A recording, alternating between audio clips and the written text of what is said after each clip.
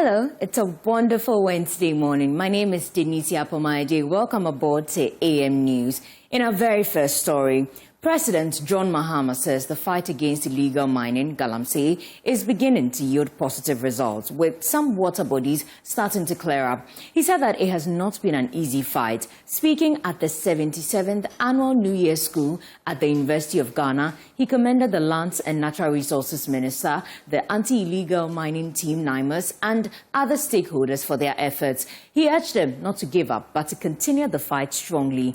Presidential Affairs Correspondent Maxwell has more in the following report. Present at the 77th Annual New Year School End Conference were the chairman of the University of Ghana Council, Marietta Brew, Education Minister Aruna Idrisu, Governor of the Bank of Ghana, Johnson Isiama, and other top dignitaries. Keynote speaker, governance expert and business management consultant Ishmael Yamson addressed the subject of illegal mining, stating that no economy can survive when its environment is sacrificed for the greed of a select few. As our pristine river bodies, the Pra, the Ankobra, the Birim, the Ofin, and many others, are turned into toxic mud by illegal mining. With this destruction, we see this destruction happening in broad daylight, often with the complicity of those who want to protect us. When a nation poisons its own water to feed the greed of a few, it is not just an environmental crisis, it is a spiritual collapse.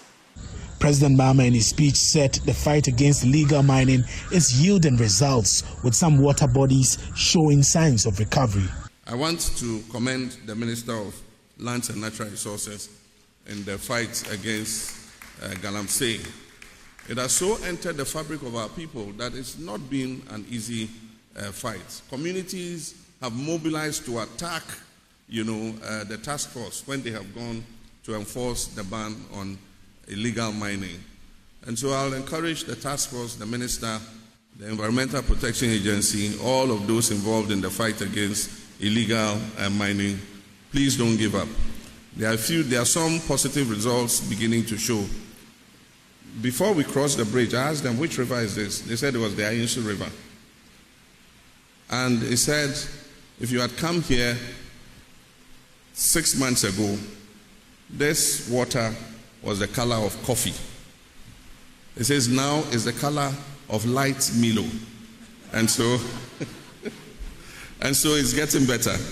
He revealed that materials for the construction of a 10,000 bed capacity hostel for the University of Ghana have been shipped and will be in Ghana soon. It is preferable that we have as many of our students living on campus or as close to campus as possible.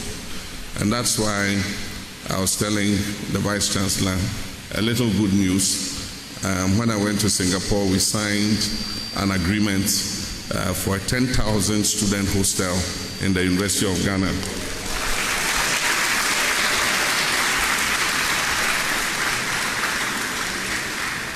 And this is going to be a prefabricated building. It means that the building will be manufactured somewhere and will come and be assembled on campus. And so the machines for the factory that would manufacture the building and come to assemble it on campus has been shipped from Singapore and is on its way to Accra.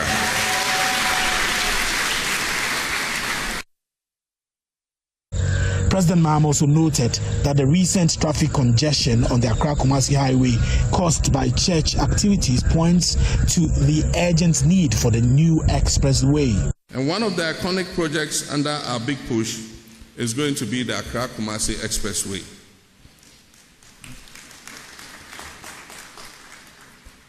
And for those who have spoken against this expressway, I wish that they were in the traffic jam over the new year, when one single church holding a convention brought the Accra-Kumasi Road into gridlock for more than 7 hours. Accra is the biggest city in Ghana and the capital. Kumasi is the next biggest city in Ghana. And the traffic between these two cities, it's a shame that we have a single lane road linking our two major cities. This will be a thing of the past, and I'm looking forward to cutting sword.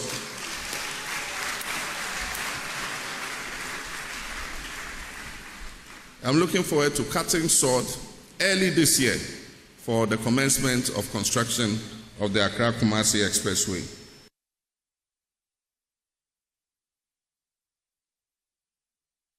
Now, the Kaswa Ofankor Circuit Court, presided over by her Anna Nana Santua Takra, has sentenced 3 people to 24 months imprisonment with hard labor, while another suspect is also on trial over fraud in the KillNet scam.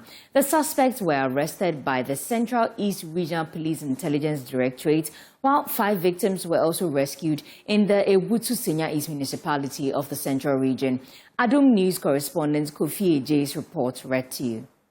The suspects are Elizabeth Ejekumwa, aged 24, Emmanuel Chei, Issa Safianu, and Prince Akwesi Intim, all aged 23. They were arrested by the Central East Regional Police Intelligence Directorate during an intelligence-led operation at Kaswa, which led to the rescue of 5 victims from parts of the country, including Techiman, Obuase, and Kumase. Police investigations reveal that the suspects were part of a KillNet scam, demanding 30,000 Ghana cedis from victims under the promise of traveling to Germany. The Kaswa Ofankor Circuit Court sentenced 3 of the suspects to 8 months imprisonment each, while judgment on the female suspect has been deferred pending a pregnancy test. She is expected to reappear in court on Wednesday. After the proceedings, one of the victims' mothers, Paulina Asantua, spoke to Adum News.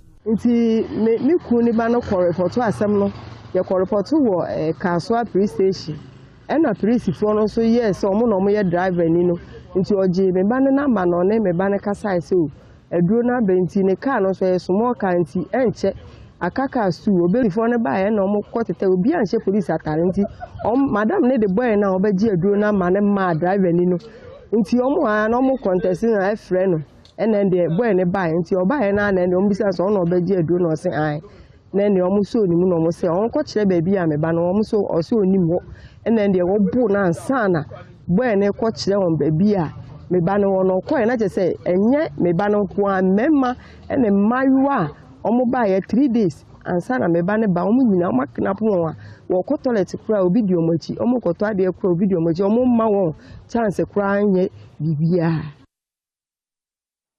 And away from the courts, born from a local priest, unwavering vision, and a cross-continental partnership, the new Mary Queen of Love Medical Hospital opens its doors, promising to end grueling health journeys and transform care for an entire region.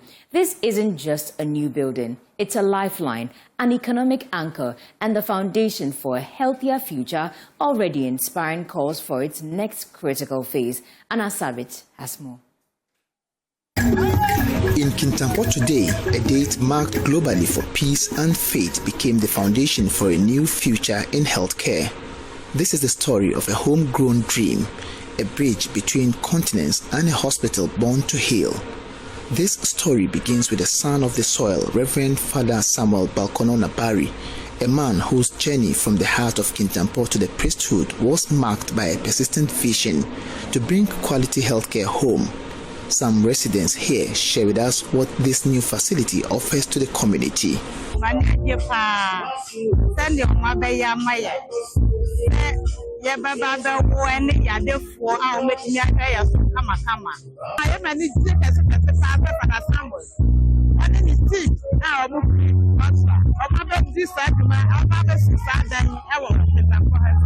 Father Samuel's first-hand experience with the gaps in Ghana's healthcare system became a divine calling.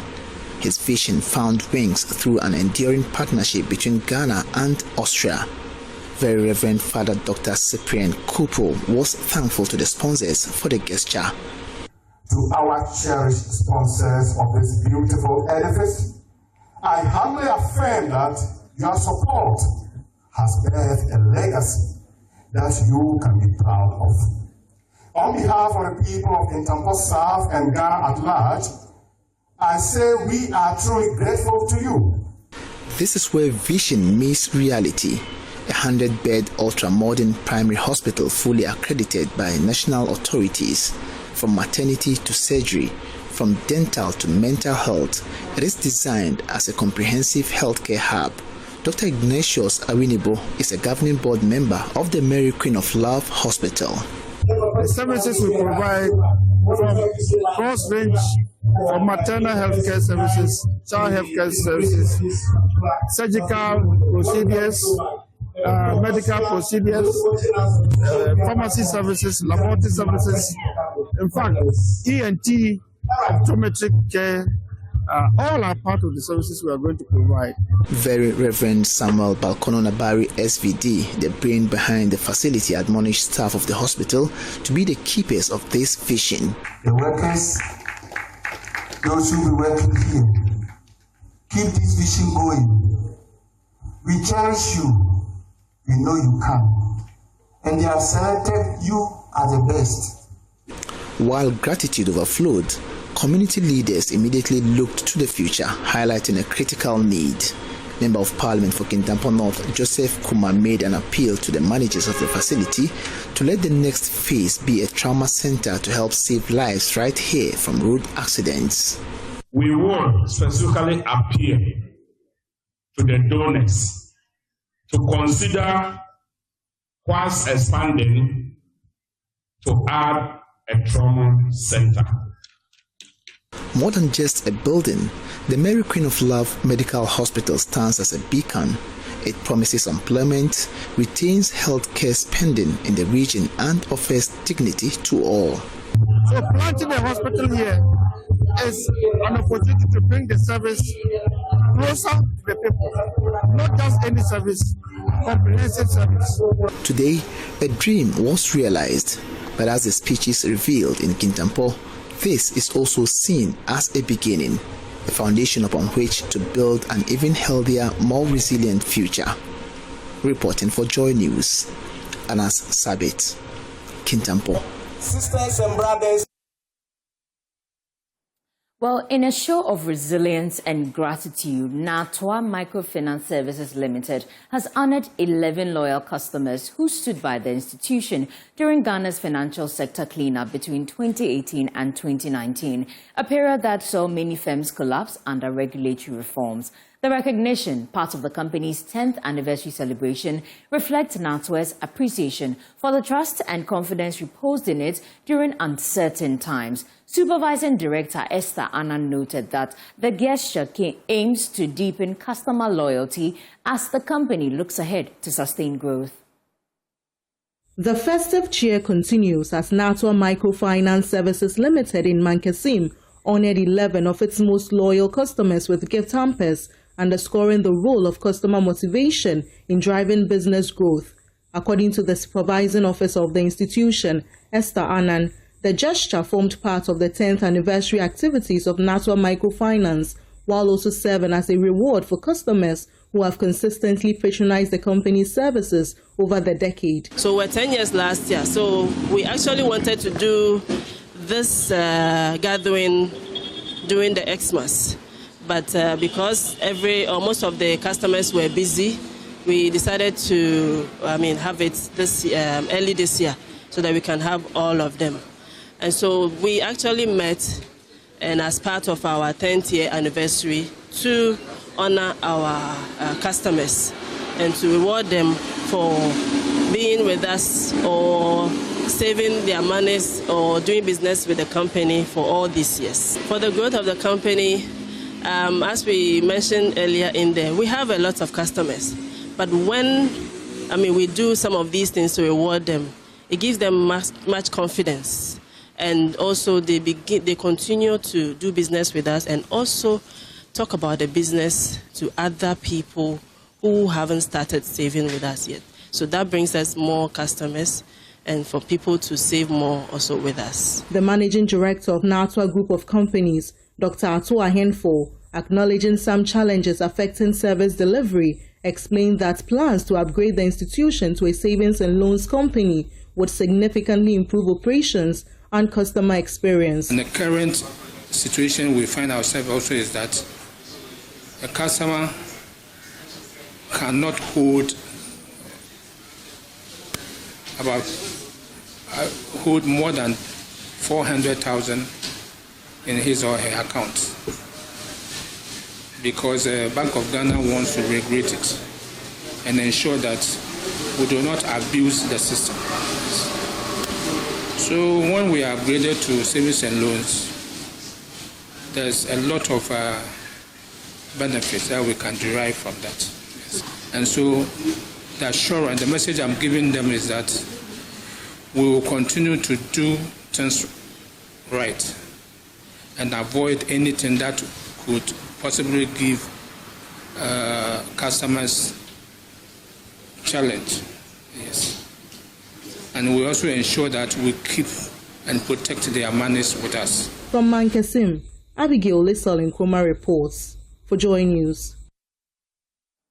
It's time now for some business news. The Ahanta Pele, Samuel Kojo Breeze, will bring you that right after this breather. Let's do some business updates now. And Professor of Finance Williams Pepra is urging government to adopt pragmatic strategies to sustain the country's current reserve position, which stands at a record $13.8 billion as of December 2025. According to him, government must deploy effective strategies to maintain this momentum and avoid eroding the gains made so far. He emphasizes that sustaining the reserve position is crucial to maintaining macroeconomic stability and ensuring the country's ability to meet its external obligations. Professor Pepra spoke to Joy Business. Every coin, there are two sides. The first risks that we have to watch out for. At the moment, Ghana is enjoying from high prices in cocoa and gold. If these commodity prices reverse, it's really going to affect our country. So our country managers may have to think about what strategy, anything can happen in a global market. And then also we have to watch. Now that the cedi has become very strong, it helps to increase imports. So we must also have to watch what we are importing into the country. The more we import, the more we have to pay money out to wherever we import from. And this is going to, if we don't watch it, it's going to weaken our current account. It probably at the moment it's positive, but if you import more, it will increase and put it in deficit, and this is going to worsen the situation. All right. The other side is that we should be mindful of making sure that fiscal spillage in terms of government expenditure and revenue generation, we don't deviate, especially the budget for 2026. If there's any deviation, it's really going to have an impact on the forex, and all the gains are going to be eroded. The last part, which probably we may not have control, is what happens in the global market, any shock. So we may have to really work on transforming our economy and making sure that, yes, if there are any shocks like it happened in the past, COVID or anything, war or any other thing, we have really built a buffer and be able to survive.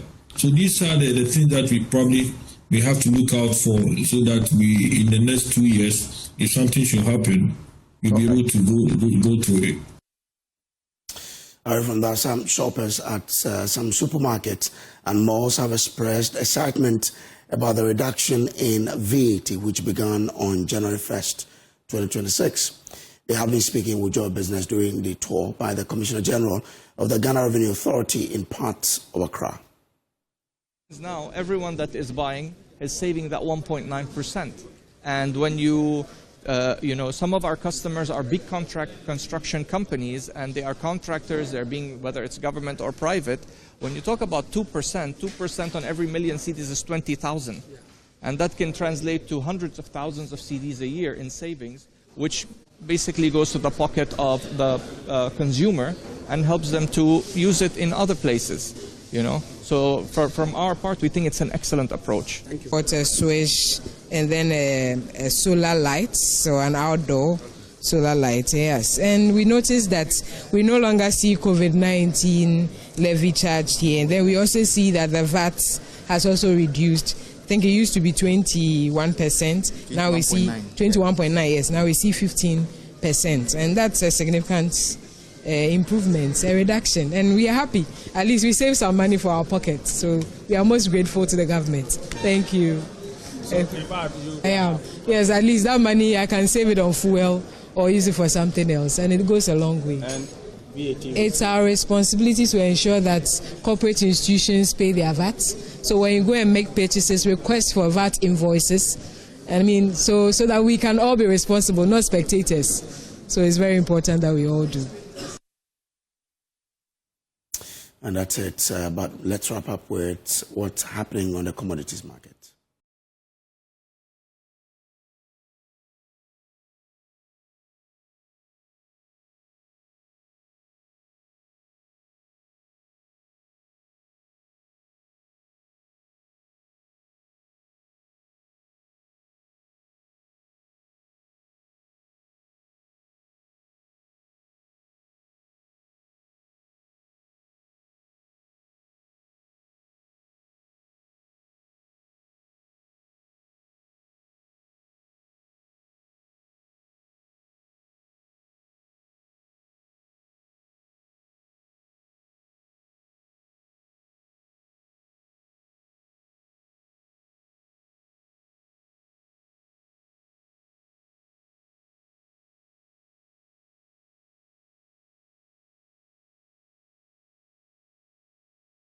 So that's what's happening on the commodities market today. Back to you, Denisha.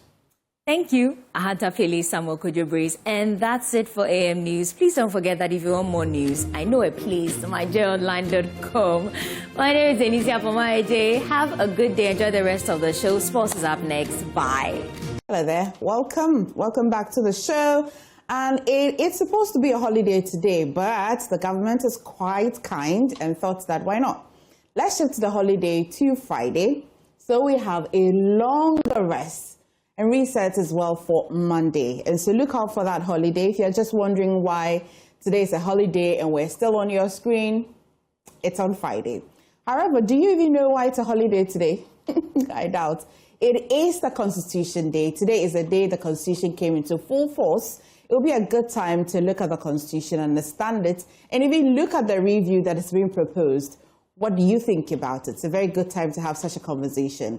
It's part of Matters Arising today. But guess who is on the wall? Who we have missed on that wall? They are Hunter Pele on the wall this morning. Could you know, I've not asked you how your Christmas was?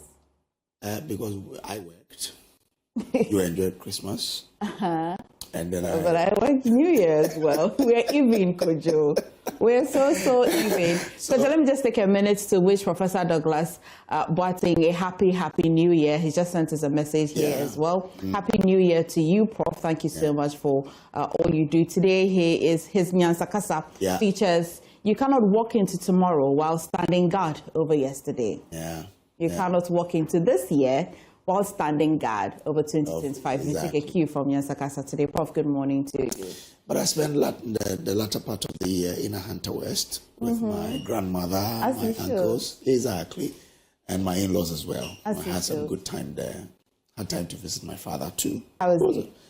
He's a strong man. Right. Yeah. So he gave us their Hunter. Please go on and dribble. But you mentioned holiday on Friday. You won't have a long holiday because you're working. Interesting. I'll pity you from home. Yeah. Anyway, let's start off with the Ghanaian Times now. And it comes with a photograph of, Asante Otumfuo II in the company of some police officers there. And it says, culture must work with law, Asante says.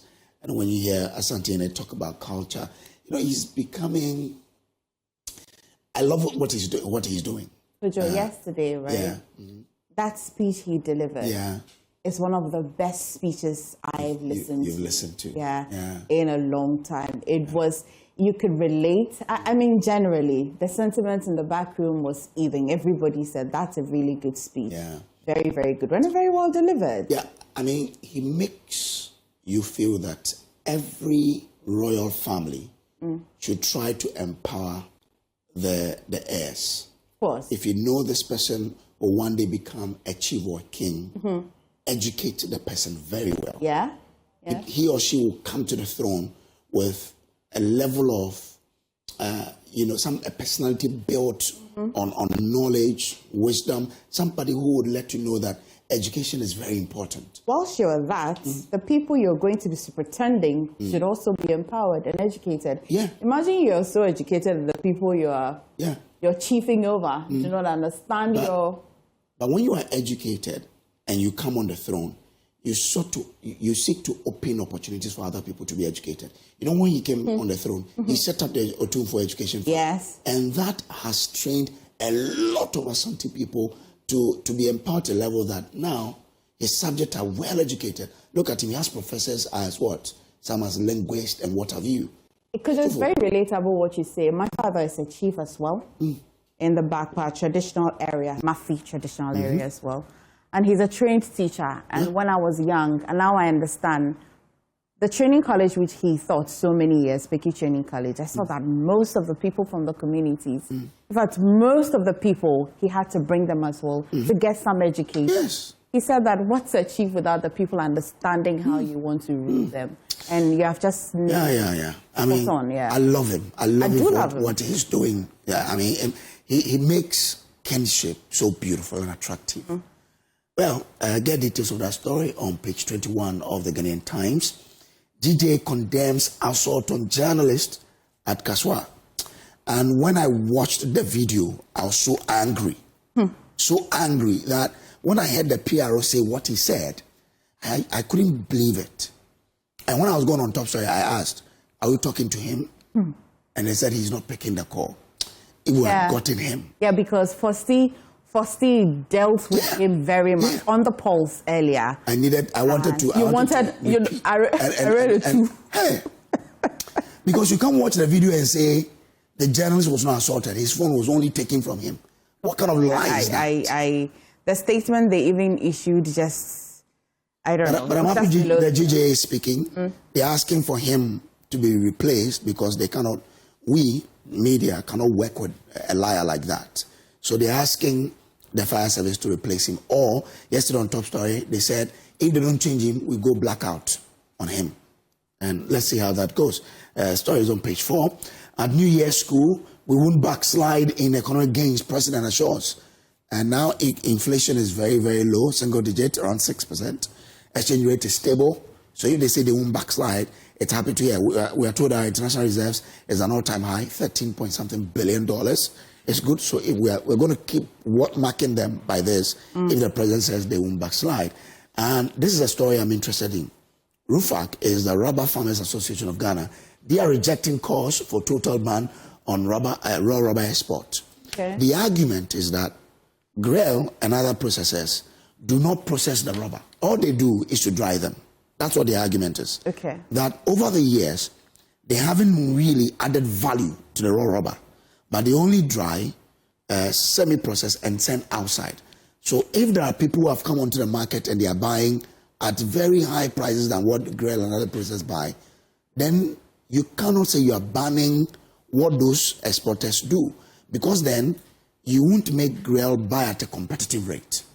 I think when I listen to the argument, all they are calling for is for GREL and other processors to buy their produce at fair prices. Because the exporters have come in and they are buying higher than what GREL was buying. Well, that's not good for them. So the argument is that if the exporters are buying at higher prices from farmers and you are banning their work, what are you doing? And that's why RUFAC is rejecting that call. Yesterday there was a demonstration in Takrady in which they presented a petition to the regional minister. And they're asking the president to listen to the rubber farmers as well. Not just the processors, but listen to the rubber farmers to know their plight, to see where it goes. That's a cash crop that if we manage well, it can do a lot for this country. They've been doing a lot of talking over the past few weeks. Let's see the back of the Ghanaian Times, what he has there. Let's see. Okay, behind it, VIP confers with Cape Coast delegation on 8-year development plan. And there was a meeting that the vice president chaired, I think it was on Monday or so, meeting the MPs of Cape Coast to design an 8-year development plan for the metropolis.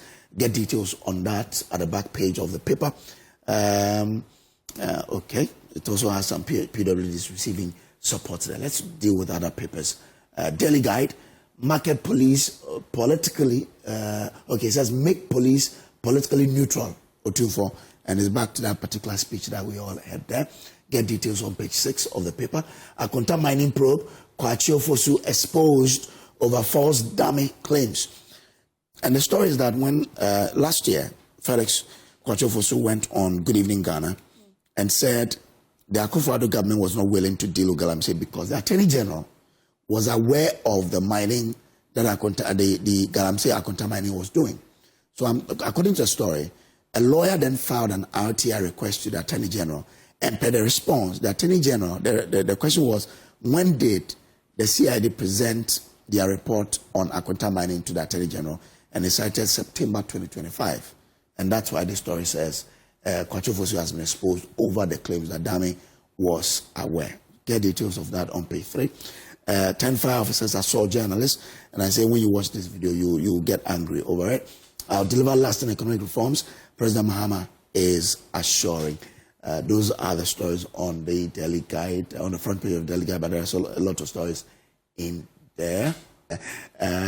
Let's see where he goes, but let's do majorline.com and then we can wrap it up. Mahama marks 1 year in office with National Thanksgiving at Jubilee House. We'll keep an eye on that. Joy News launches Roads of Peril on January 8 to expose dangers lurking on Ghana's roads. So look out for this particular, story that we'll be doing. And we'll be doing a lot of stories on the dangers on our roads. And MFR will be traveling to the Western region to bring you a lot of roads on peril. There's one road that I think Ghana needs to pay attention to. Which one? The road between Agona-Nkwanta and Discove. You know why? Because Discove is the place that holds our referral hospital. So it means that if you are in an emergency situation in Agona-Nkwanta, the only place you'll be taken to is Discove. But the road will kill you before you get to the hospital. Oh dear. It's too terrible. That Discove road can kill a pregnant woman who's in labor. Look, last year I did a story from the Cape 3 Point Road. Someone died on it when she was in labor because they couldn't get to the hospital. The road is terrible. Even as of today, terrible. So Ghana must pay attention. We were promised that the road was going to be constructed last year. It didn't. We would ask questions as to when it will be constructed. That's one of the roads I will be bringing. And government can pay Austin Game backs nurses and midwives' salary claims. So there are a lot of stories on myjournalline.com. Go there and get details of that. Back to you, Emefana. Thank you so much, except I don't want you to leave. I'd love to stay here, especially to admire your beauty. Oh. Now you can leave. And I'm not joking. Right, let's do the review. Now let's engage our guest this morning. We're joined by Kweku Edubwahin, Associate President, Ghana Watch Initiative International. Tanko Rashid Computer will join us a bit later. He is CEO of the Ghana Investment Fund for Electronic Communication, GFEC. And as well, we've got on Zoom Dr. Kwame Asante, political scientist, head of Center for European Studies at the University of Ghana.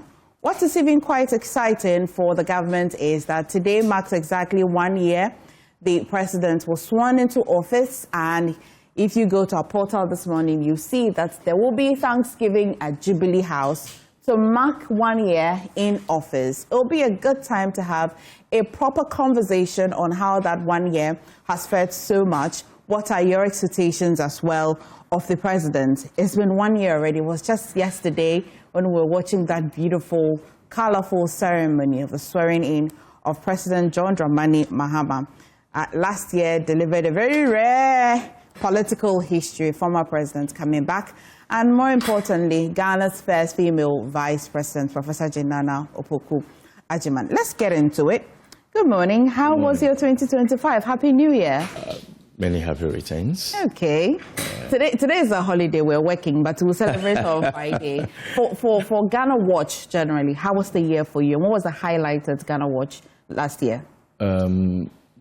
It's been a good year.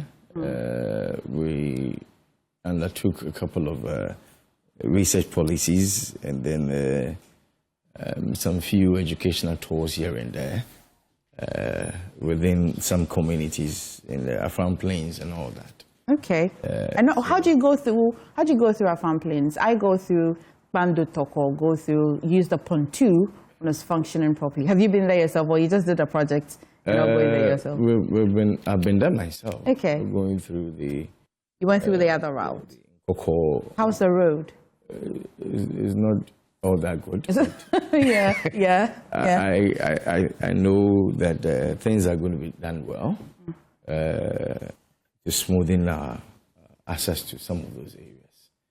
So it has been good, actually. Okay. Good. Okay. Any projects you're bringing into this year?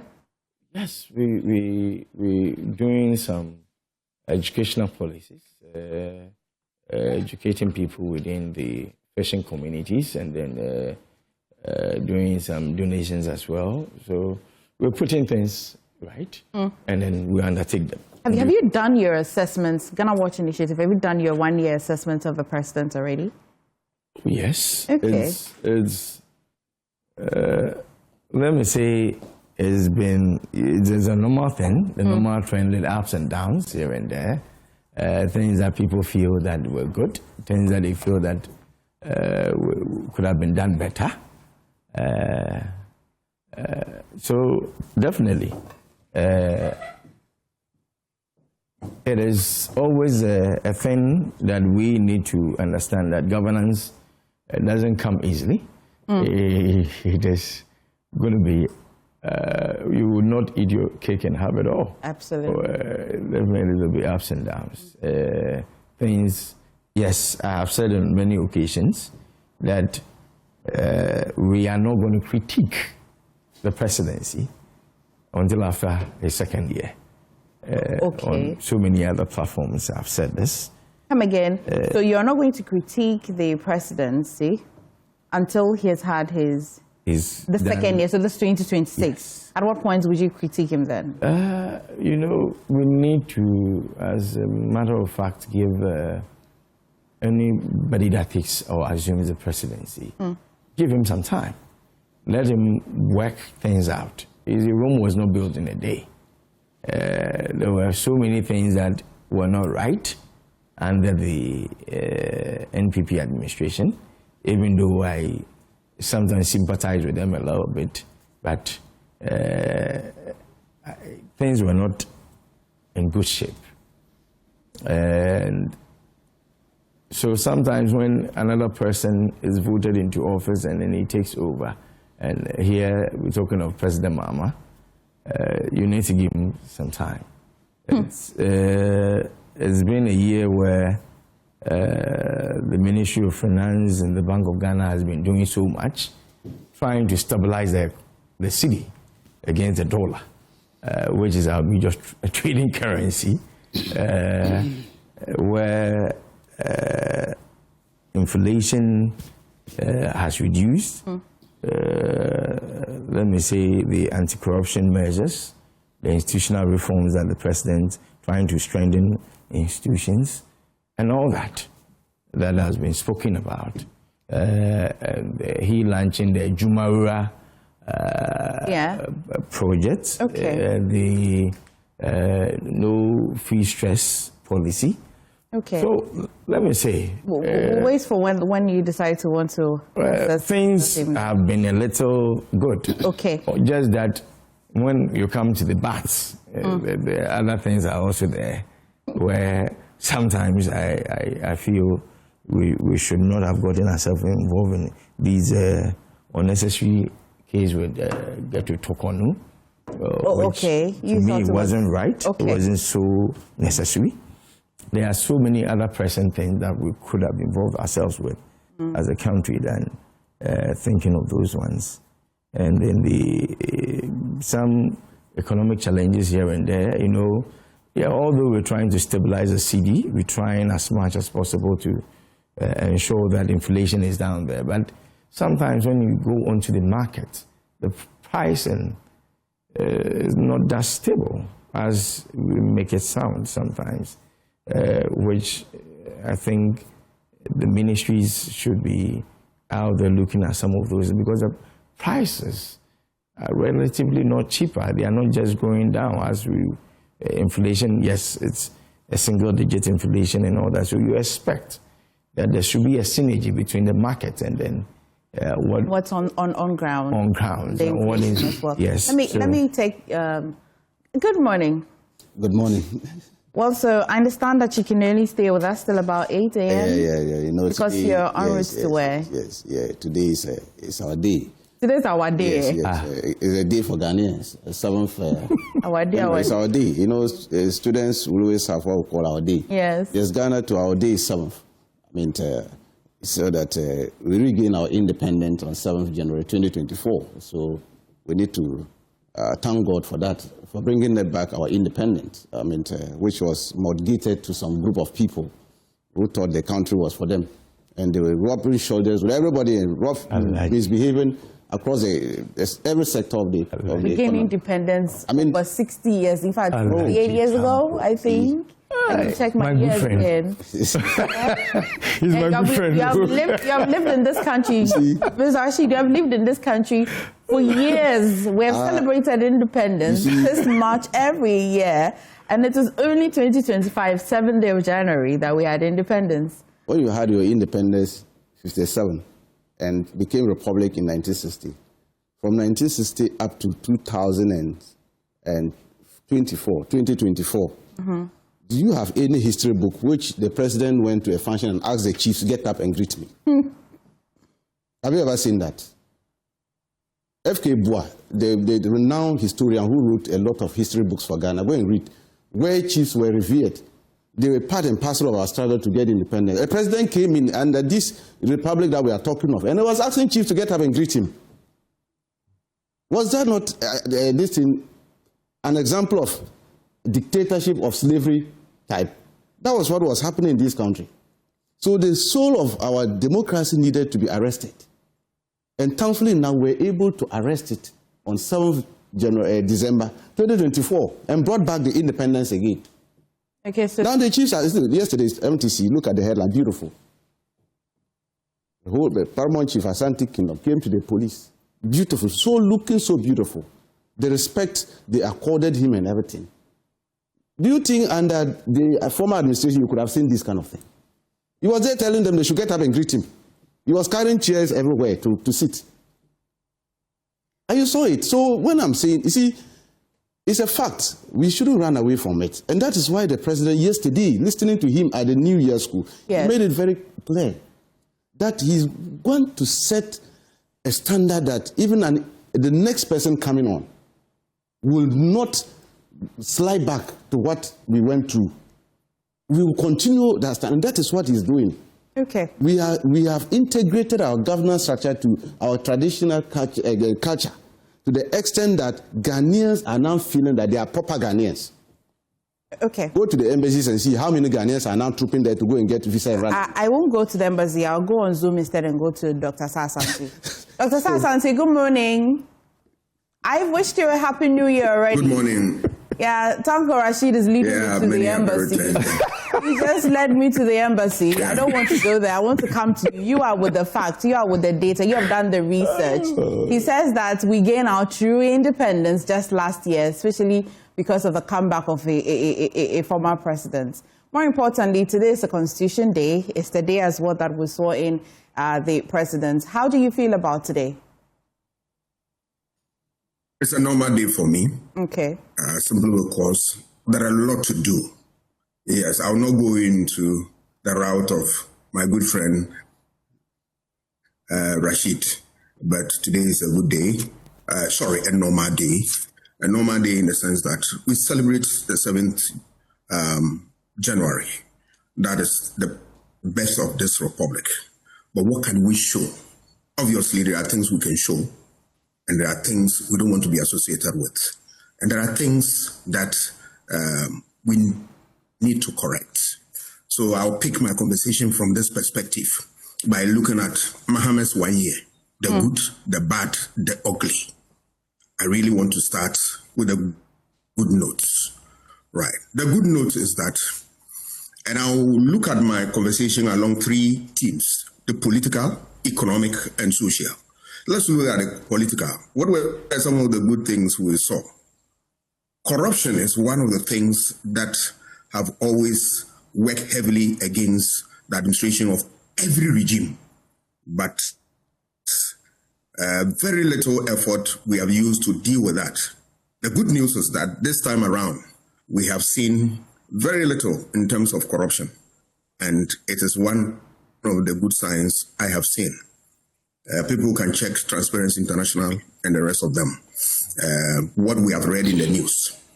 I want the government to continue that fight and then give us more in terms of what the real commitment towards the fight. But what I've seen, I think, is something worth praising.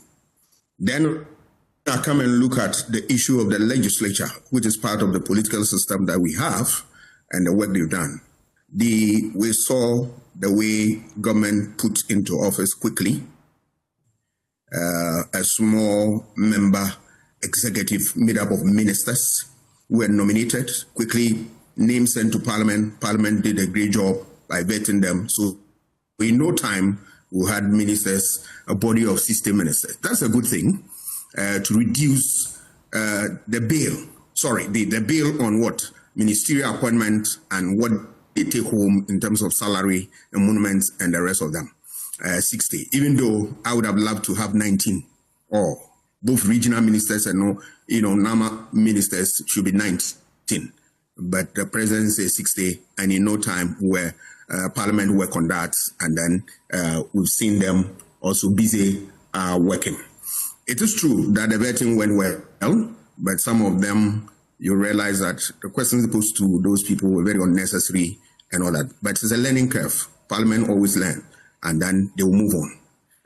In spite of the fact that there is a very small minority, but it's a very potent minority, even though I know from the word go, it is also a weak minority, because in terms of numbers, they will overcome them. But Afenyo Markin and Co. have not, left their guards. They always continue to hold government answerable and hold their feet to what? The heat of political accountability. That's the essence of what good leadership. Yes, and I praise that. I also look at the issue of what the judiciary. Yes, a lot of things have gone in there. The processes that we've seen leading to the installation of a new chief justice has all manner of what pluses and minuses, people depending on where you stand. But at the end of the day, we have a judiciary that is working and is working effectively for this state. Issue of Galamsey is one of the ugly that I have seen. Yes, government has put in a lot of effort to deal with this. But my surprise is that, look, a lot of people who have been arrested are not put before court. What are we doing? We still have what? The water in very contaminated stage. And it has worsened in recent time. And I don't expect the government to sit down without fighting.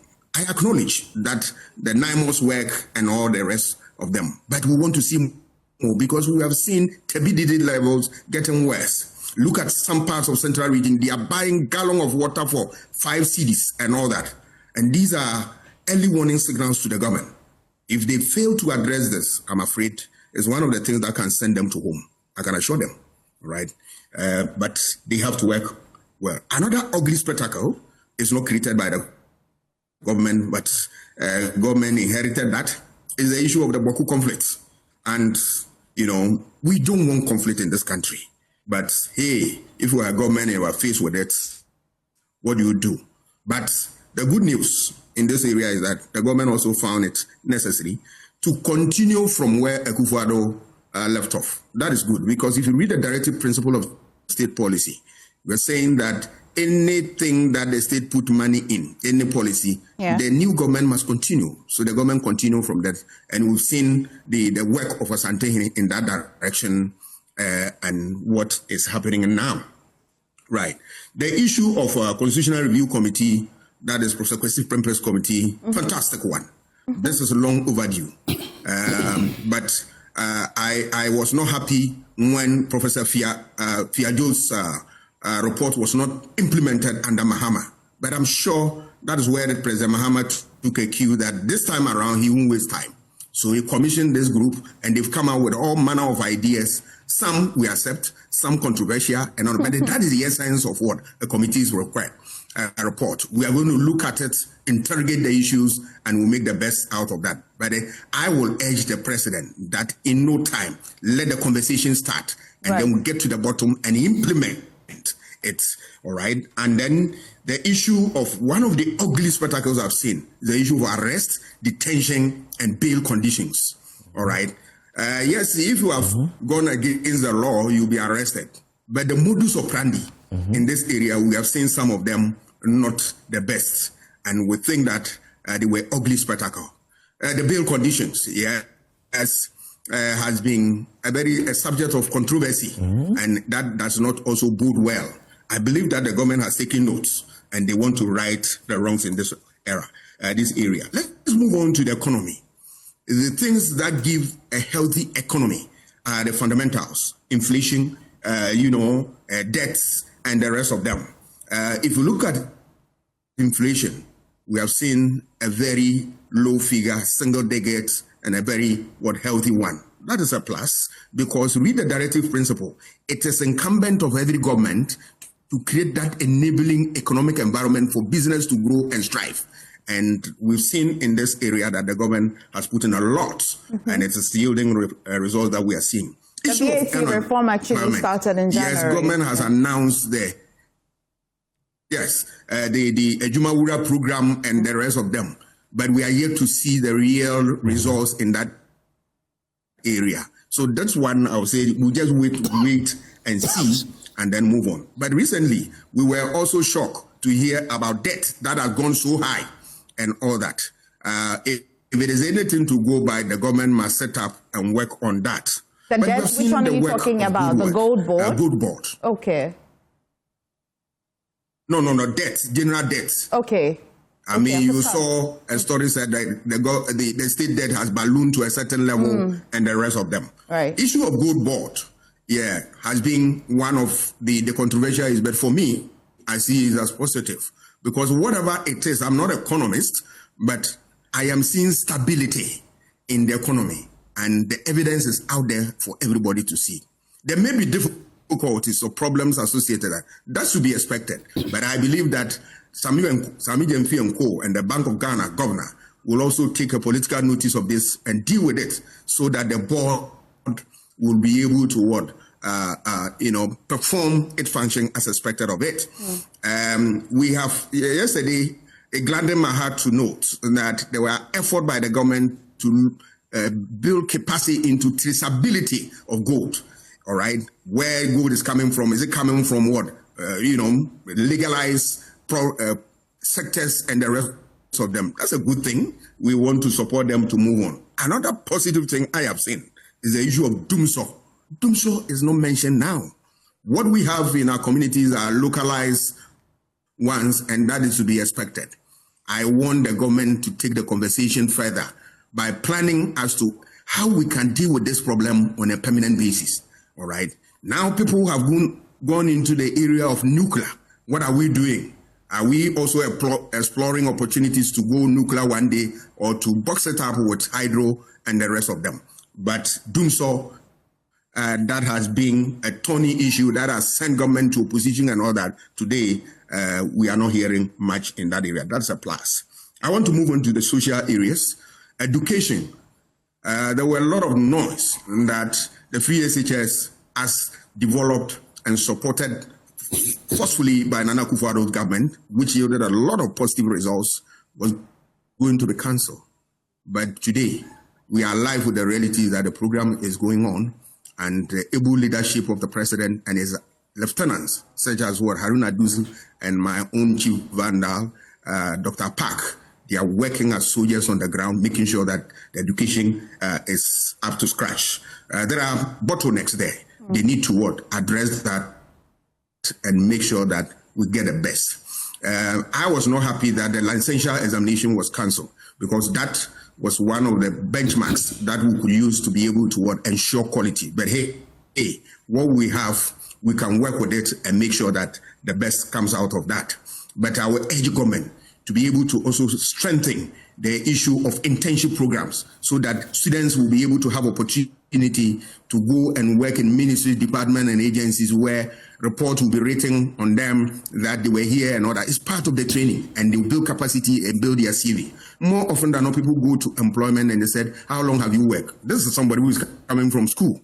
Where is he going to get that experience? But internship could offer that. I was a student in Graduate Institute of International and Development Studies in Geneva, and every semester, you will see students getting letters to go and undertake internship program. At the end of the day, it creates job opportunities for them and all that. This one sure area that the government can tackle and deal with what unemployment and all that. I was a student at Ghana Institute of Journalism, where after 1 year of lectures, you go for internship from one media house to the other for 6. And I was looking for a job desperately at the time when I finished a degree, and I wrote 50 applications and no job. I went to School of Journalism, and through internship, I got to Chronicle and I was employed and I started working. So internship is a good thing. Let us strengthen it.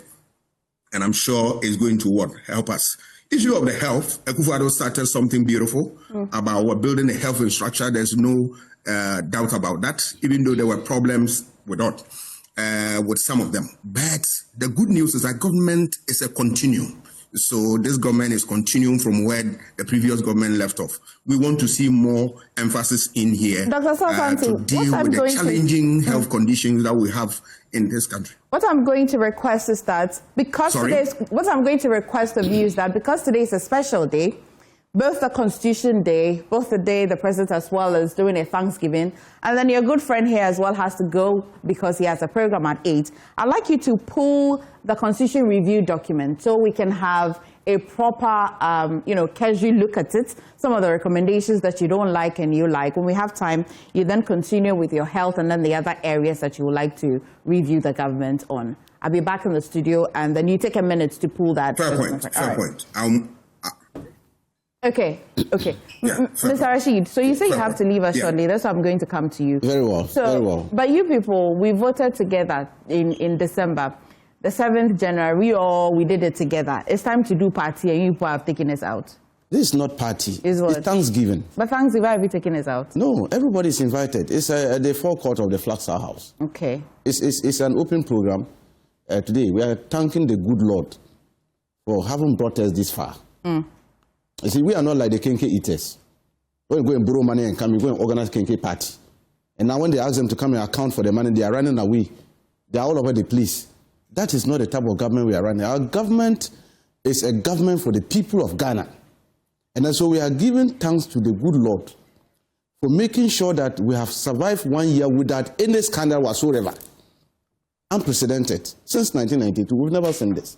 A government in office, and I'm happy my learned academician, Dr. Asante, has just mentioned it.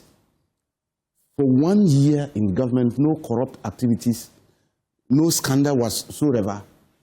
I think we have to thank the good Lord. The leadership quality of His Excellency, John Dramani Mahama, has permeated through his appointees.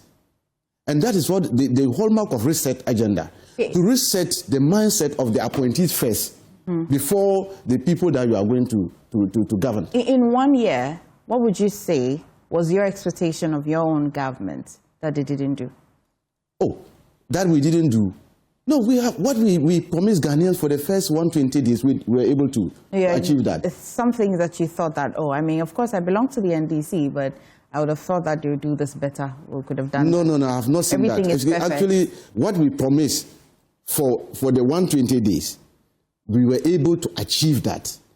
Chiefly among the one was the one they were talking about of. 1 year. Yes, the 1 year.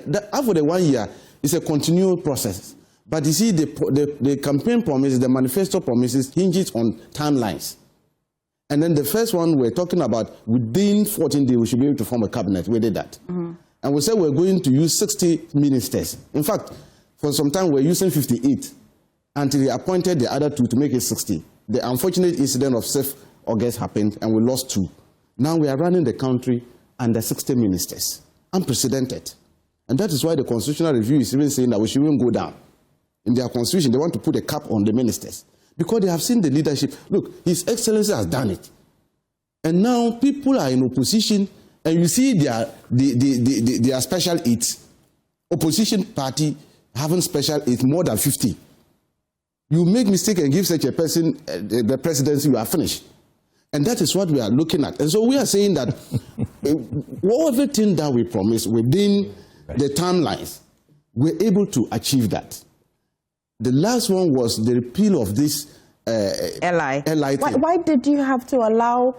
Why did you allow all of that to happen before you repealed it? You needed to engage. The fact that it was your own campaign promise. That is why I say it was a process that you needed to engage. How? Yes, we needed to. No, but there was no ambiguity in that promise. That I mean, we're happy that you have repealed it. Yes. But it allows us to want to interrogate some of your promises further. It is as if you make the promise, when you get power, you want to backtrack a bit unless we put a bit of pressure. No, that is what I'm saying, that the thing is, it has to do with a process. You needed to make sure that you engage. You tried to want to amend it slightly. No, that was what the legal luminaries were saying, that there was just a clause that you needed to take out. And then we said, no, we promised that we were going to repeal the whole thing. But you know, lawyers, with the way they do their things, they'll sit down, they'll come with all the legal arguments and all that, and think that, look, why do you have to take the whole law out? Why not just pick that article, that clause, and then it's good to go? But we said, no. A promise is a promise. We promised Ghanaians that we are going to repeal the thing. Go ahead, prepare the new this thing, send it to Parliament, let them take it out. And the president was clear in his mind.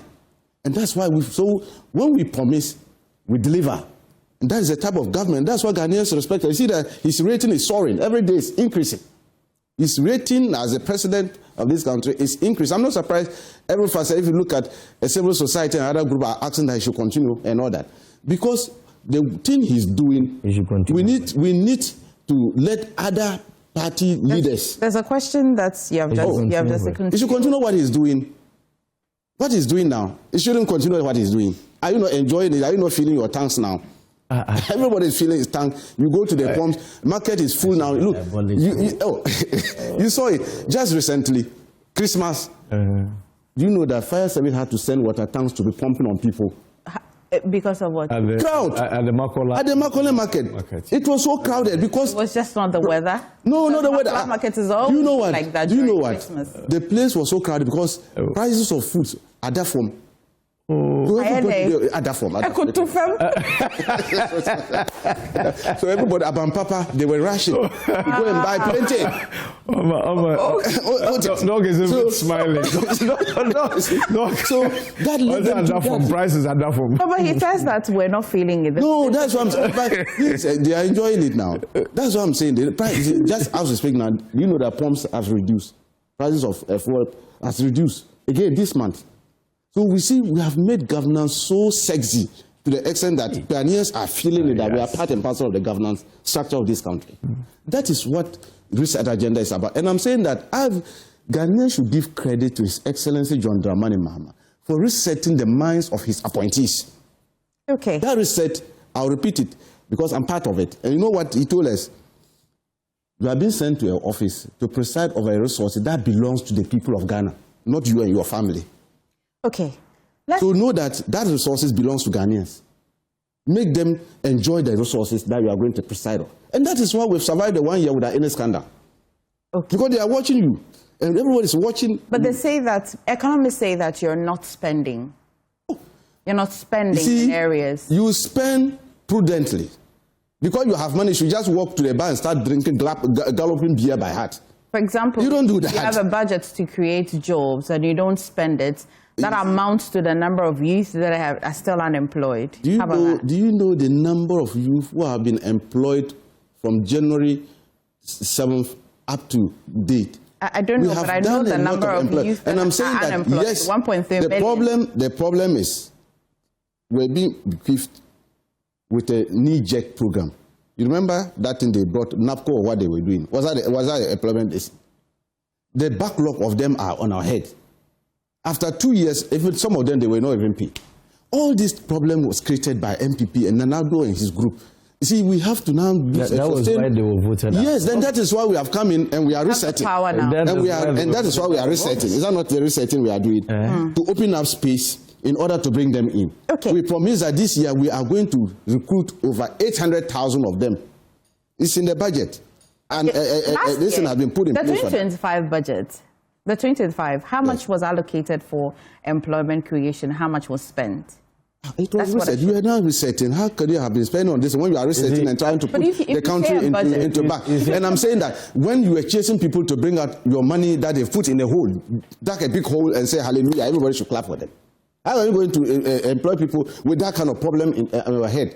Some people will go and open bank accounts in their rooms and stash all manner of monies in there, all currencies across the globe. How can you go in to do that? Okay, and then when you are asking for them, before we get into the constitution, what we have to be careful with when we want to say some of these things is that, listen, NDC came at the background of a lot of the youth of the country looking for jobs. And then there was this mantra, 24-hour economy, right? It's a process. It's a process. You know that. Alaji. It's not an event. Alaji. It's not Alaji. That was your flagship program. That was your flagship program. To be fair, that is a flagship program. Yes, and it's doing it. DVNA is doing it. Gapua is doing it. It's 24 hours. Go to Gapua now. People are we are not saying, you see, when you tell people, and then you say, oh, I'm going to give you jobs, it's going to run on a 3-hour shift thing and all that. And then all the youth, the teeming youth, listen, we are in a country where it's getting to a point where it's going to be very critical for all of us. And it's a national security threat. The number of people out there, 1.3 million graduates that do not have jobs. Mind you, the universities are still churning out a lot of people coming out. We have the uneducated as well, that we are not even talking about. So it's a whole national security threat. There will be a day when some of these people walk onto the streets and come into our homes and start. But you have also acknowledged that there's some good strides. Does that give you some confidence in the government? Listen, I have said it, that they are doing things that I think they are working on some good paths. We will not sit here and then say that the presidency has done nothing at all. Yes, they've been good, some good achievements. I've mentioned them with the 1 million coders thing and then the Jumeirah policies that they are coming up with. Yes, good. But we were expecting some, if you may, on the 24-hour economy thing. It was launched. There was a seed money that was put in the thematic areas as well. But then, Alaji is telling us it's a process. Yes, we understand. It should be a process. But if a government does not create, what I am expecting is that one good thing that I saw that I applauded government for was the starting of tour operations. Right. A very good thing that will maintain people within their job spaces, would create more job opportunities for people and then all that. And then would also help the economy, because there's a lot of forex that you need to go buy crude, to go buy AGO, automated gas oil, or PMX, which is premium motor spirit or petrol as we call it, and bring them into the system and sell at the pumps and all that. And then you see a lot of the times when people want forex to go and buy some of these things, it becomes a problem. And then the industry was being controlled by the private sector, because I wouldn't go and bring in my petrol or diesel and then government will come and tell me sell it at this rate or that rate. I would definitely come up with my own pricing and all that, okay? Because if I'm buying it at the refinery out there for $590 per metric ton, I'll come and then probably sell it at $700 so that I can make profit out of it. And so government could not have controlled that system. But the very moment you operationalize toll and it's working, what it means is that we are going to be producing or refining almost about 45,000 barrels per day, okay? And then it helps the industry. So pricing of fuel and all that will go down because they are refining them here in Ghana. And then you create more job opportunities for people. That is wonderful, okay? And then it's a thumbs up for presidency doing this. But listen, we need to be serious and take some of these job issues very serious, because the unemployment situation, we'll employ them. Telling you, okay. We're going to create beautiful jobs for them. Mr. Tanko, yes. Have you seen of course by now you have seen the Constitution review, the committee led by Professor H. Kwesi Prempeh. They're done with that and they said that they have presented it.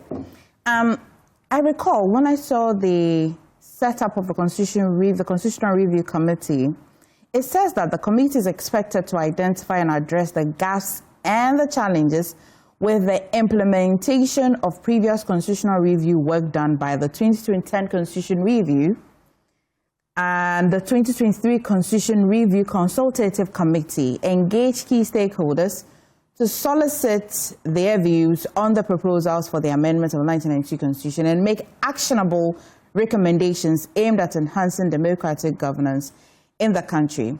Of course, I see that Prof has been explaining why the appointment came with such requirements, but they had to do further. It looks as though they had to go from scratch and then recommend completely new, actionable recommendations. You are the top of government. Tell me why the committee didn't stick to exactly what the president set them up for. You see, the Constitution belongs to the people of Ghana. You see, it belongs to the people, you and I. It's our Constitution. So when a committee like that is set, they have to engage. So they were given terms of references. Now, after they've done the engagement, went to the regions, listened to the people, definitely the people would have told them what they are envisaging. Because when the 1992 Constitution was drawn, we didn't have social media. There are a lot of things that they didn't envisage that in about 10, 15 years, certain things were going to happen. You see that our life has been impacted a lot by this social media and other things happening in this country. So they took into consideration a lot of things, what is happening now. And then came out with this recommendation. In fact, we have to give them thumbs up. They did a yeoman's job, one of the fantastic jobs that has been carried out by the group. They did a very good job. The president, in his New Year message, thanked them and said the government is going to study it and implement their recommendation to the fullest. So very soon the white people will come out on that.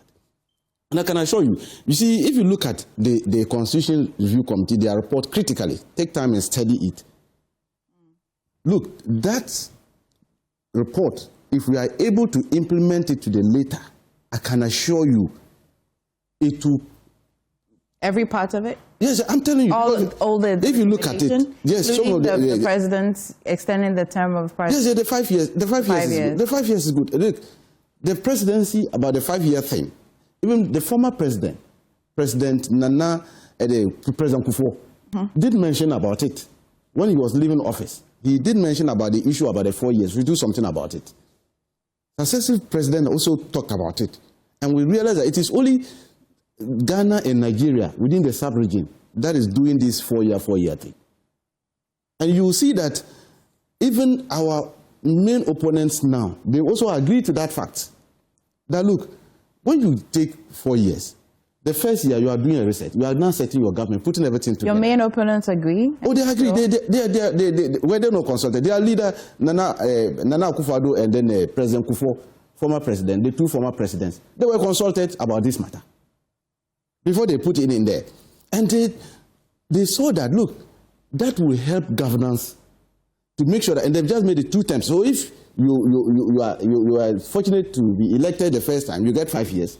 The second time, you get 5 years. 10 years is enough for you to implement whatever you want to implement and all that. So that to give the government ample time to do what they are expected to do for the good people of Ghana. And then so it's a very beautiful thing. We're just looking at it. Some of them are entrenched clauses. Of course, we have to go for referendum. If you look at the review, it kind of bypasses the fact that if we don't even go for a referendum, it can still go to Parliament and then with a certain type of majority still pass it? Well, these are, when a clause is an entrenched one in the Constitution, Parliament cannot just use it. So then they will still have to do it's saying that we should review the provision in Article 290 and 666. Yeah, of course, that's what we are saying, but we are not the irresponsible majority like our opponent. When they were so irresponsible that they could use their majority and ask that, force the Supreme Court to rule that our birth certificate cannot be used as an identifying document. We will not do that. We will not use our slim majority to force a tax on the throat of Ghanaians, when even imposters were in Parliament to vote for that kind of e-levy. You remember that matter? Okay, but we are going to use our majority responsibly.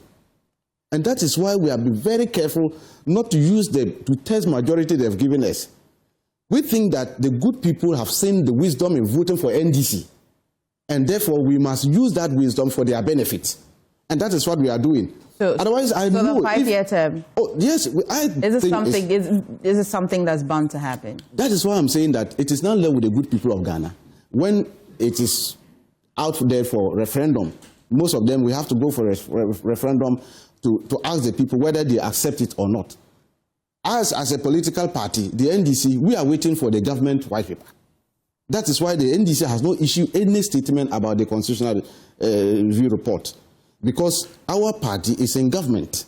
And then we want the government to take time, study it, and come out with this white paper. Then we can take a position on it.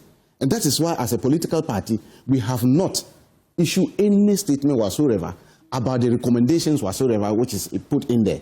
Because we are careful, we want to be sure that we allow our government, which is going to be the implementer of it, to study it and come out with this white paper, which the aspect that it agrees on and the aspect that it thinks that, no, this one there, we have to put it under the dustbin. I mean, so for now, that is our position as a political party, the NDC. We are a very responsible political party.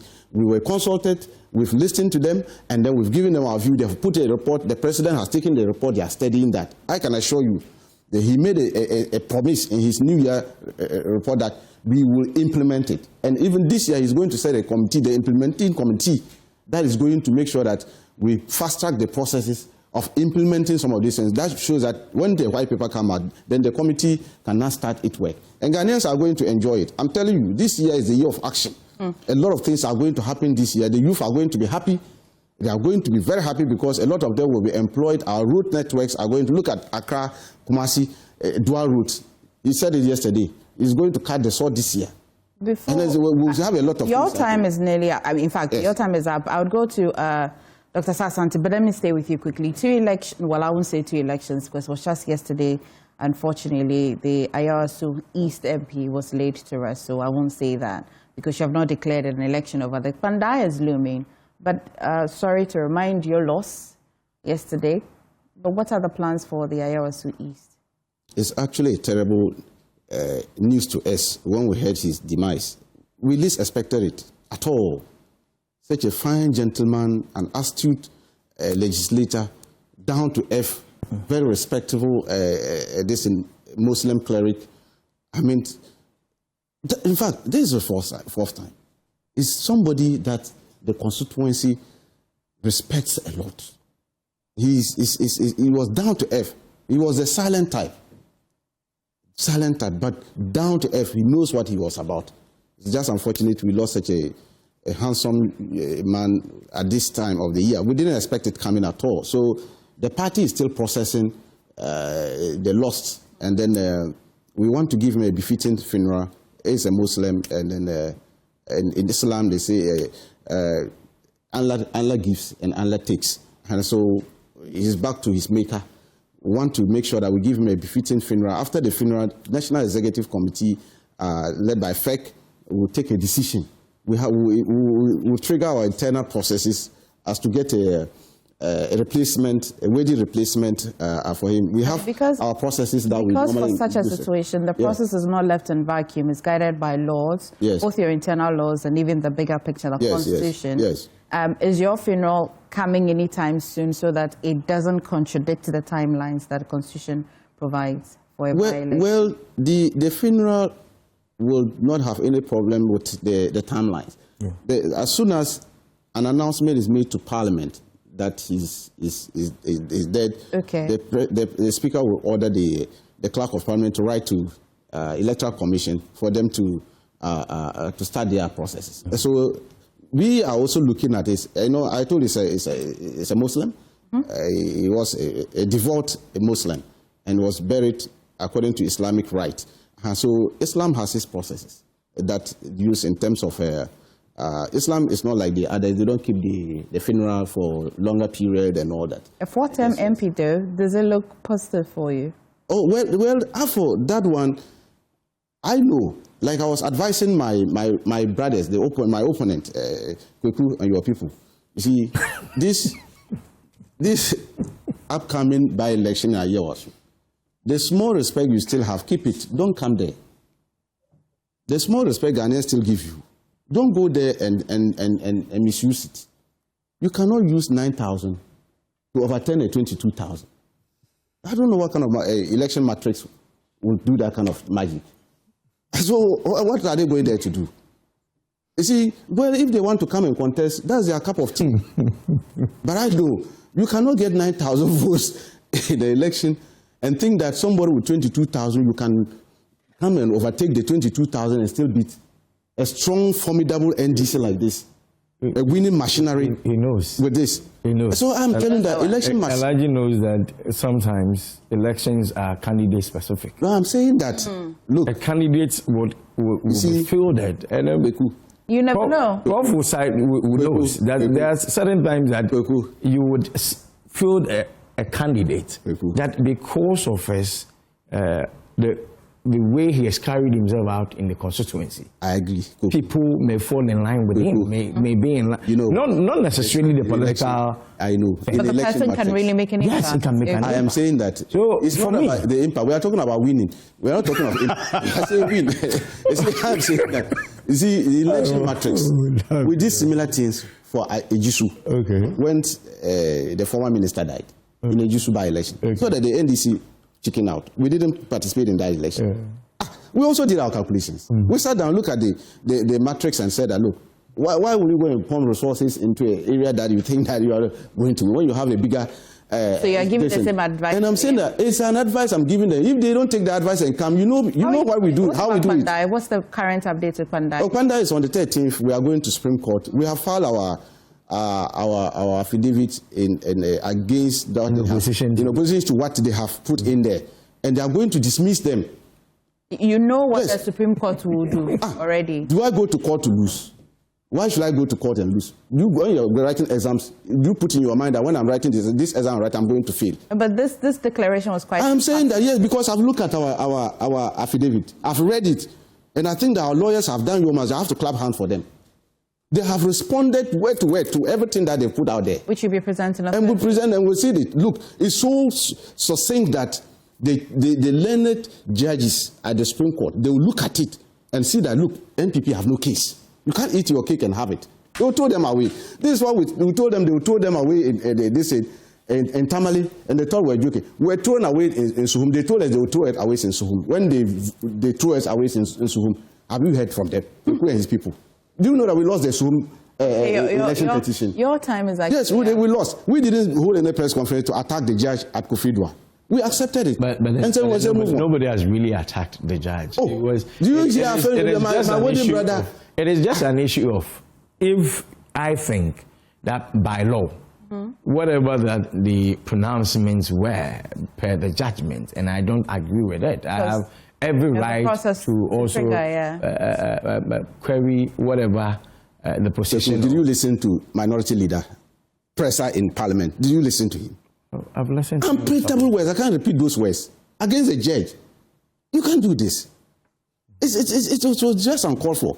And so we are saying that we have no problem. We respect the judiciary. When they rule against us, we respected it and said, no problem. We have lost it. Well, yeah, take it. It's your matter. Okay. This one, we are going to pursue it, and I know they are going to lose on the 30th. Just so for clarity, the NDC would also organize a befitting barrier, what you describe as a befitting barrier for the Ayawaso East. Yes.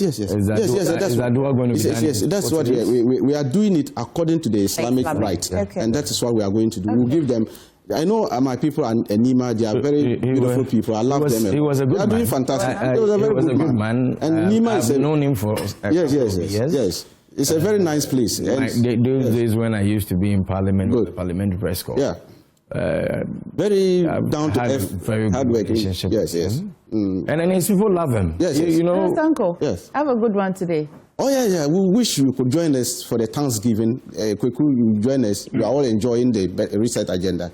Tell your people you should stop press conferences and come and join the research agenda.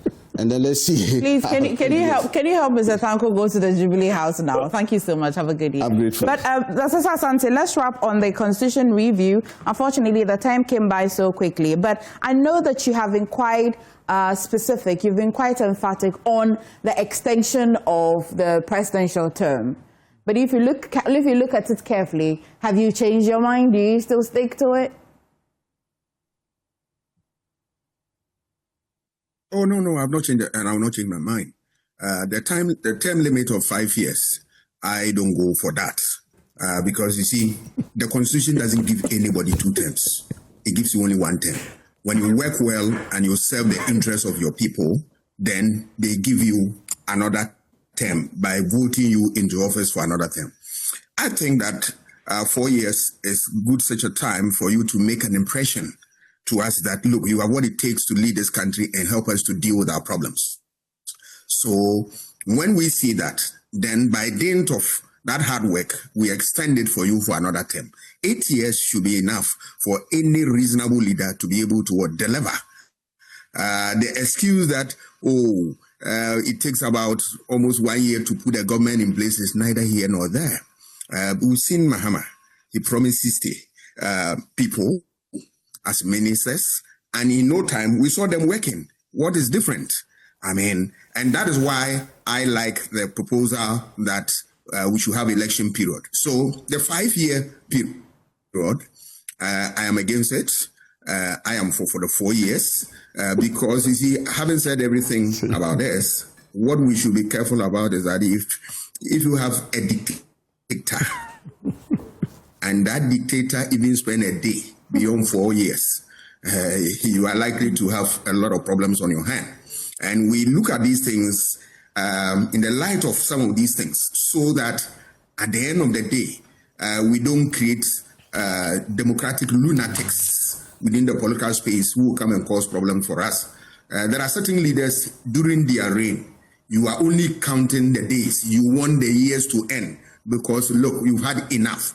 So we are not going to what? I'm not interested in that extension. Whatever those political parties they have under their sleeves in terms of their leadership, they should do that within 4 years. Then it ties into the issue of the election period. People said, no, the committee is not practicable to have a period for election. I support the proposition or the position of the committee. We should have election period so that we don't go into campaign in a perpetual mode. That as soon as people, win political power, the next thing is to begin to plan for the next election. What about those of us who gave you the mandate to come and govern on my behalf so that to be able to make ends meet? You are thinking about election. No. That period, the election period, we need that so that in there you can track finances. You can also dedicate yourself to policies and programs that will resonate with the people. Then the other counter argument is that people ask, if you are in opposition, what do you do? From now up to that period, say maybe 3 months to election before the campaign starts, what do you do? This is a time for political parties to build capacity, to build their parties, to engage in recruitment drives, to be able to fix problems within their party. How many of them are able to explain their ideologies to their parties and all that? This is a time to engage in political education, political recruitment, all the drives that you can measure, and then you build a solid political party and you wait for the election campaign period. Then you go in.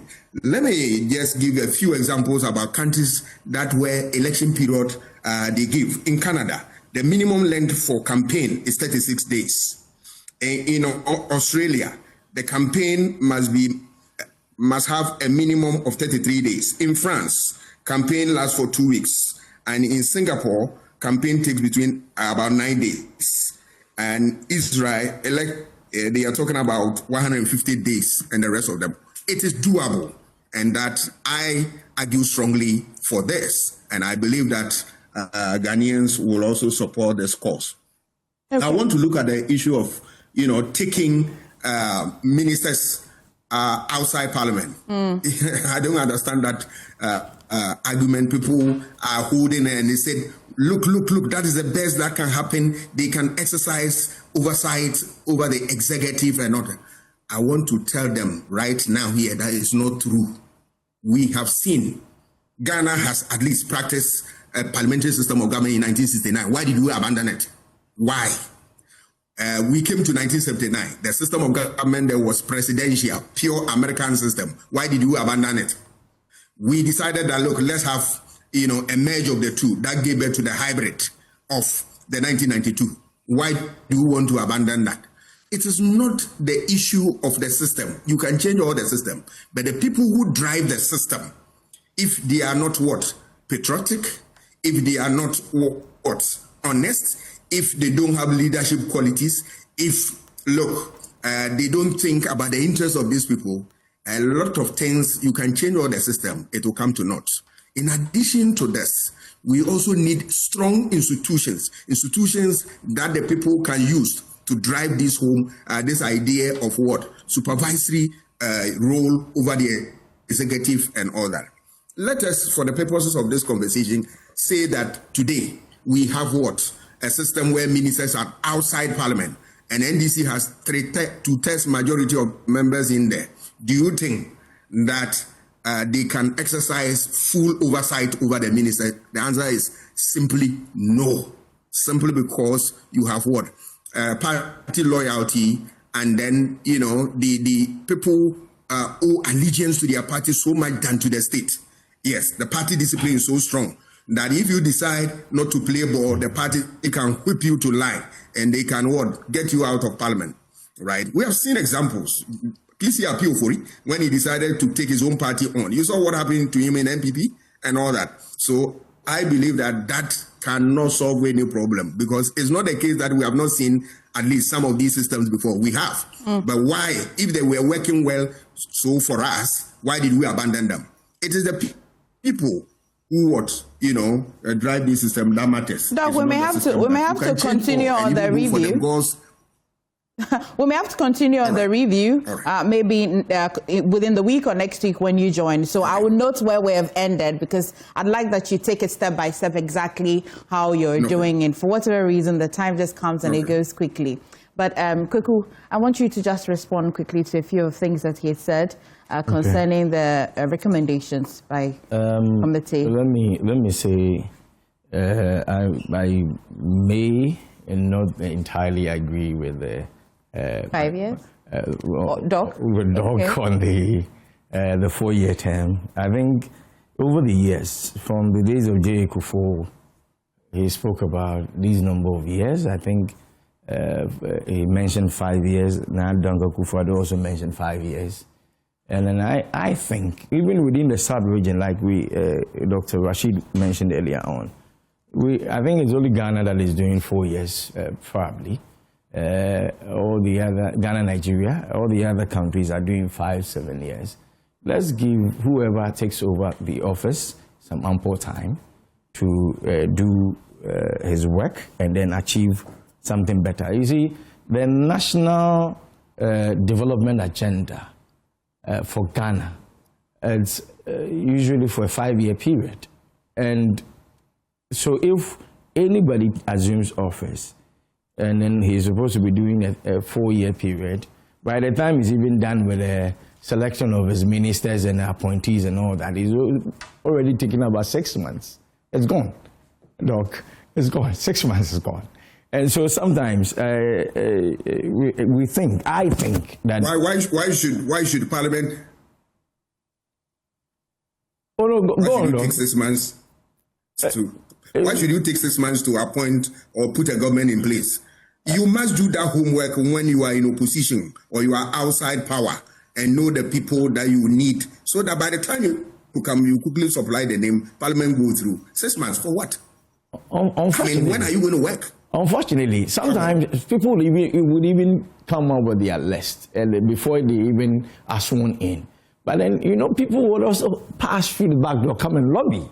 And so sometimes it creates a whole lot of how problems. Are you supposed to be the one paying for this? No.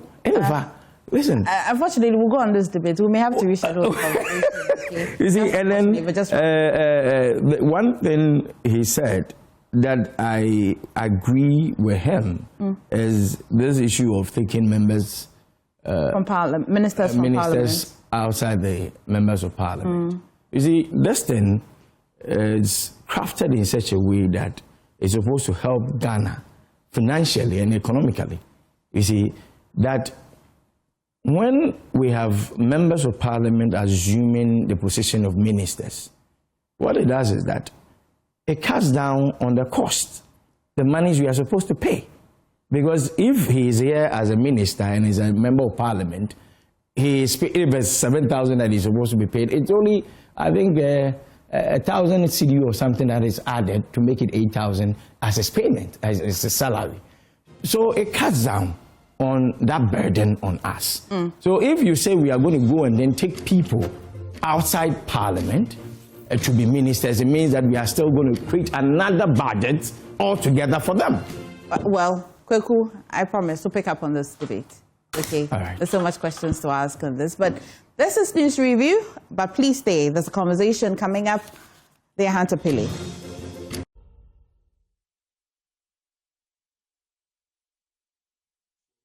For us to sit with a former finance minister and a member of parliament for Karaga. And he's a leading member of the Baumia campaign. And this is Dr. Mohammed Amin Adam. Good morning, sir. Happy New Year, because this is the first time we are meeting on the show.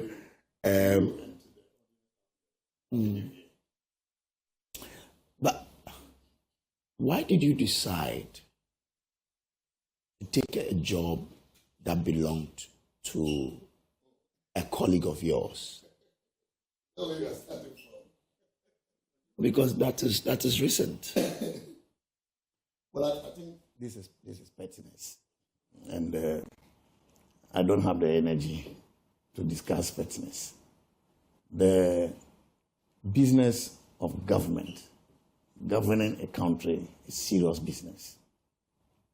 And so our focus as campaign is how to get our candidate, Dr. Mahmoud Baumia, elected by the delegates of the MPP. Not just elected, but massively elected. Therefore, our focus is how to prepare him to eventually become president of the Republic and govern our country for the benefit of our people. That is our focus, and I want to end it at that. So you're not worried about the fact that he's accusing you of taking his job and that you were favored? It is not worth being discussed. It's pettiness. And that should not distract us from our focus in getting our candidate elected. And as I said, you are electing somebody to become the flag bearer of your party and to eventually become president. We should not reduce it to such pettiness. And so I don't think it is worth being discussed. But if you were favored, doesn't it speak about him if he becomes president? Well, that's the point he wants to make.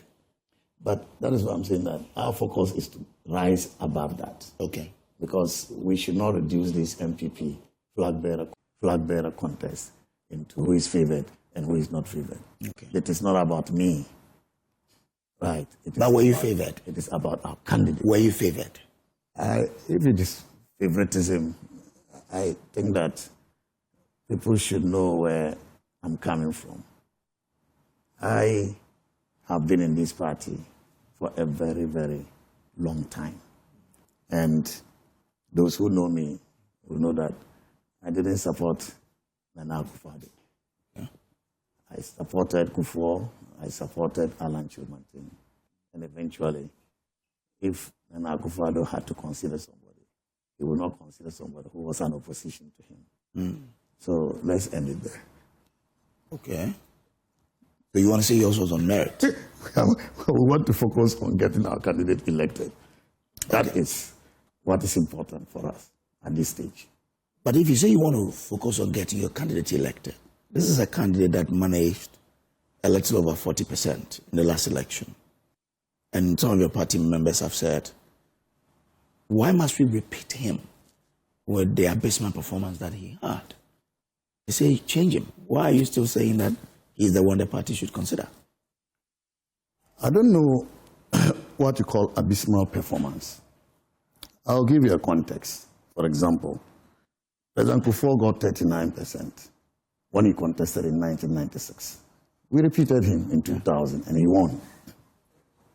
Okay. If you come to President Mahama, in 2016, President Mahama lost the election with about 44% of the votes. Bawumia got almost 42%. But if you look at the context in 2016 and the context in 2024, they are so different, completely different. In 2024, the environment was so toxic, was so hostile, because we were just recovering from a crisis that was not caused by mismanagement, a crisis that was not caused by the government at the time, by a crisis that was imposed on not only Ghana, across the world. And we were now recovering from that. And so some of the decisions we had to take, including some of the bitter decisions we had to take under the IMF program, really were overwhelming on the people. And so that environment cannot be compared with 2016. But even with that, the difference between what President Mahama got, 44, and what Bawumia got, 42, is just 2 percentage points. And so we have something in political science we call electoral floor and electoral ceiling of a candidate. The electoral floor of a candidate is the total number of votes the candidate gets in a hostile election, for example. That is your floor. Assuming you don't have that hostility, what will you get? That will be your ceiling, electoral ceiling. So looking at the circumstances at the time, Bawumia's 42% was his electoral floor. They were the people who still trusted Bawumia despite the anger against our government at the time. So we are yet to see Bawumia's electoral ceiling. In 2028, that hostility in the electoral environment will be absent because we will be judging the NDC against their performance because they've been given the mandate by Ghanaians who felt that NDC could do better. It is not going to be NPP. But I even believe that by that time, people would have appreciated some of the decisions we took as a government, as a result of which people got angry with us. For example, people are talking about the cedi being stable today, and the NDC government has done well as a result of that.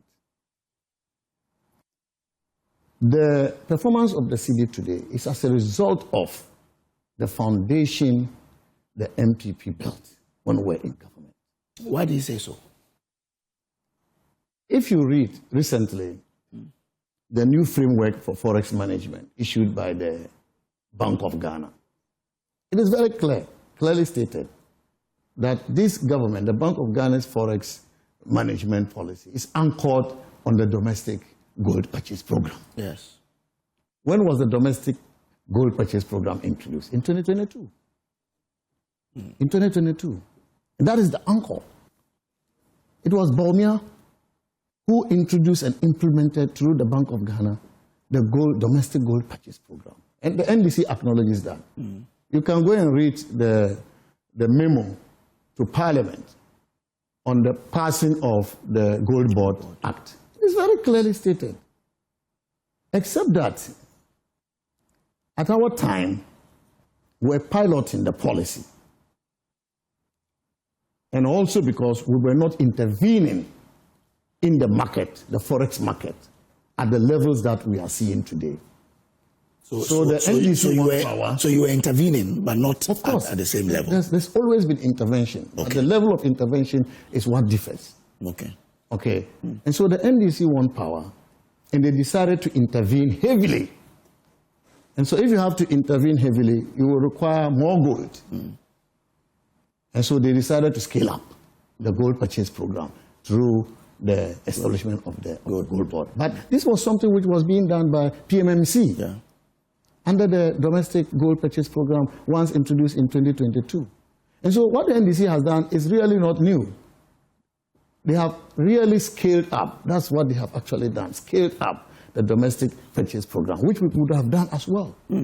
Because you look at a statement made by Dr. Bawumia in August when he delivered our manifesto to the people of Ghana. He said, and I would like to quote, I have something here that, yes, he said, and I quote, "From the success of the pilot scheme, we can confidently say that we have found a solution to the age-old foreign exchange problem that successive governments have struggled to contain." This is Dr. Bawumia saying, talking about the domestic gold purchase program on 19th August 2024, when we were launching our manifesto. And then, in that same speech, he came to say that, and I quote, "My government will completely institutionalize the gold for forex program." So having been piloted and it was working, he was promising the people of Ghana that when voted into government, he will institutionalize, fully institutionalize the gold for forex program. And so it is not new. The NDC has scaled it up, and we must acknowledge that. What we wouldn't have done, maybe, is buy gold from galamseyers, which they are doing. They say they are not doing that. No, but President Mahama said that when he met the media, he agreed to that. We wouldn't have done that. But the intention behind the statement by Dr. Bawumia was that we would also institutionalize and scale up. But also because the level of intervention that we are seeing today would have required that you scale up. Then, back again to the CD. People have asked that if it was your policy, why didn't you bring the CD to the dollar rate down? If it is easy to do, why didn't you do that? Now, this is the point. In 2023, we started an IMF program. The IMF actually restricted the amount of forex intervention the Bank of Ghana could undertake. The Bank of Ghana was required to do not more than $80 million a month as far as intervention. $80 million a month. And actually by November 2024, it was to be reduced to $60 million. Because the IMF program was built around a flexible exchange rate system, which allows demand and supply to determine the rate, and not necessarily based on intervention. This was also because our reserves, international reserves, had depleted, and we needed to build up the reserves. And so you cannot be building the reserves whilst intervening, in a forex acute environment. And so they restricted us to do not more than $80 million a month. But we have today, in December, by December 3rd, 2024, when we were going through the third review of the IMF program, the IMF lifted that restriction. The restriction to do $80 million a month was lifted. In December. And so you could see, but it was lifted in December 2025. January, yes. 2024. Okay. It was lifted in 2024. 2024, December 2024. But if it was lifted, why did IMF again warn Bank of Ghana not I'm coming there. Okay. It was lifted in December 2024. Okay? Because the IMF then realized that we had built more reserves above the program target. The Bank of Ghana International Reserve has reached almost $9 billion United States dollars at the time. Whereas in December 2024? 2024. 9 billion? Yes, 9 billion United States dollars. And the IMF target was about $6 billion. And so the IMF considered that we had built sufficient reserves above the program target. And so they lifted the restriction. And so you will see that the Bank of Ghana stepped up the intervention above $80 million a month. And so the rate came down from about 16 cedis to $1 in November to 14 cedis to $1 by the time we exited office. But we didn't stay long. In January? Yes. Was it not 15? It was 14. Okay. January 6. Okay. It was 14 cedis to $1. And so we did not win power to continue to implement our monetary policy. Okay. NDC came and they started using the reserves that we had built. There was no restriction any longer. And so they were intervening heavily. And so imagine a government that could intervene by only $80 million a month. And a government now that is intervening an average of $1 billion United States dollars a month. Can anybody say that the NDC government is doing magic on the management of the city? But you mentioned earlier that you couldn't intervene and still keep building your reserves. But they've done the two. They've intervened and they've built the reserves. Why they are able to do that is that they've scaled up gold purchase, domestic gold purchase, which was also our policy. And they are buying gold from galamseyers. And they are not even using that gold to build the gold reserves of the Bank of Ghana. They are selling for forex. Okay? Because when we left government, we had built the gold reserve of the Bank of Ghana to about 30 tons. They've just added 3 tons since they assumed government.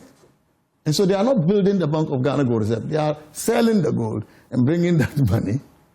Okay? And that is what they are using to intervene. But at the same time, the other sources of building the reserves, cocoa prices, gold prices generally have gone up. Exports of cocoa and gold have gone up. That is what is going to build the reserves. The IMF money has come. It's also gone into the reserves. That is why they are able to do the two. But people argue. Yes. When you say this, they tell you that if buying more gold to sell to shore up the city could help bring such relief we are seeing today. Yes. Why didn't you do it? Because the NDC is being praised for it because Ghanaians are getting the relief in reductions in cost of items or goods and services. And so people say, well, we applaud the government for it. If it was easy, why didn't you do it then?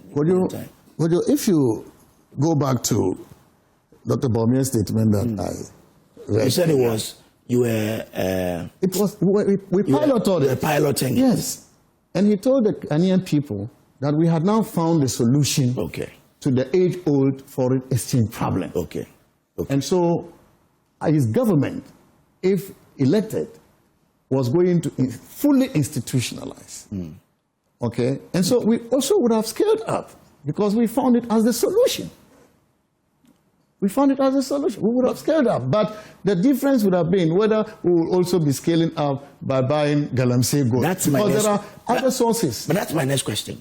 Yes. If you say you're going to scale up, yes, without going to the small-scale miners, let's not even say galamsey, small-scale miners, how are you going to do it? Already we were buying from small-scale miners. But galamsey is different from licensed small-scale miners. We all know that. So we would have bought from licensed small-scale miners. And also we could have negotiated with the large-scale miners to increase the quantity, the volumes that we're buying from them. So we would have scaled up. Okay. So in all of this... And so this is the reason I think that we should move away from pettiness, because the business of government is a serious one. And you want people who are visionary, who have ideas. And Dr. Bawumia is the one. He has that. He has demonstrated that. And I'll give you another example. Some people say some of the candidates, that they can create jobs because they are business people. Of course, a businessman can create jobs for people. But a visionary man can create jobs for a generation. So you build a factory, you employ 100 people. A businessman, you've achieved your objective. You have created jobs. But a visionary man will create jobs for a generation. What do you mean? Not just tens and hundreds of people, but thousands. Lifelong jobs.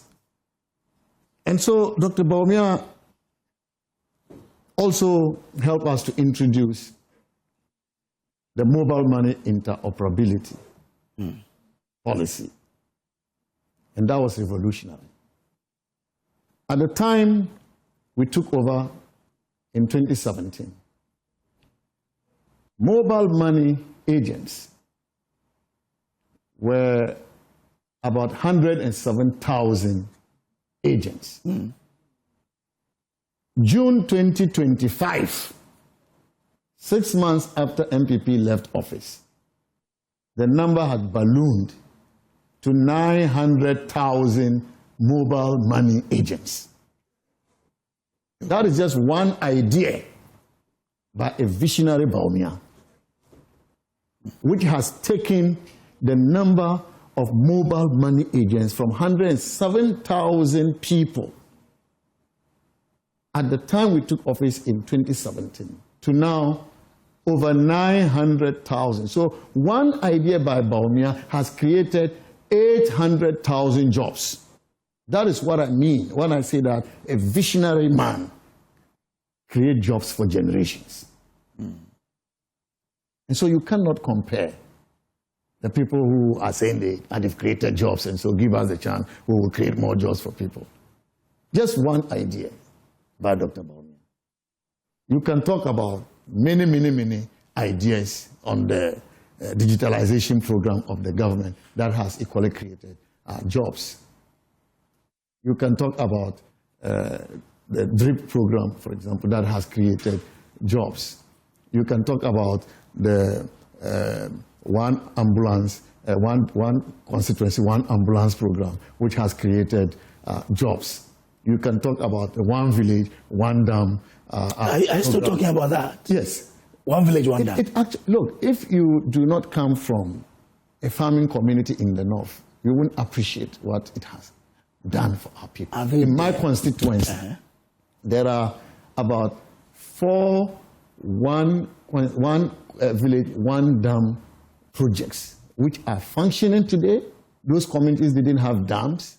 Today they have dams. The dams have even expanded. In dry season, as we are in the north today, there is water in those dams. Because we did a documentary where we couldn't find the dams. Come to my constituency tomorrow. I'm happy to take you to Karaga constituency to see one village, one dam projects and how they are serving the communities. How many did the government take? I don't have the figure of head. Okay. But this is just to underscore the fact that when we talk about a candidate who is visionary and who can create jobs, we are talking about a candidate that can create jobs for generations. Okay? And that is what Bawumia has demonstrated. And so across whatever factors you want to consider, this man is a man of impeccable character. Okay? Bawumia won't insult anybody, however much you provoke him. This is a man who is so humble. Sometimes his humility, is beyond description. Bawumia is so humble. This is a man who is a technocrat. And so when we say Bawumia is an economic wizard, we are not lying. Bawumia's policy is what this current government is priding itself over. But he's accused of running away from the economy. People say, yesterday I was talking to Mr. Yantichi, and the argument is that former President Akufo-Addo nominated Bawumia with the explanation that he understands the economy and he would help him run the economy.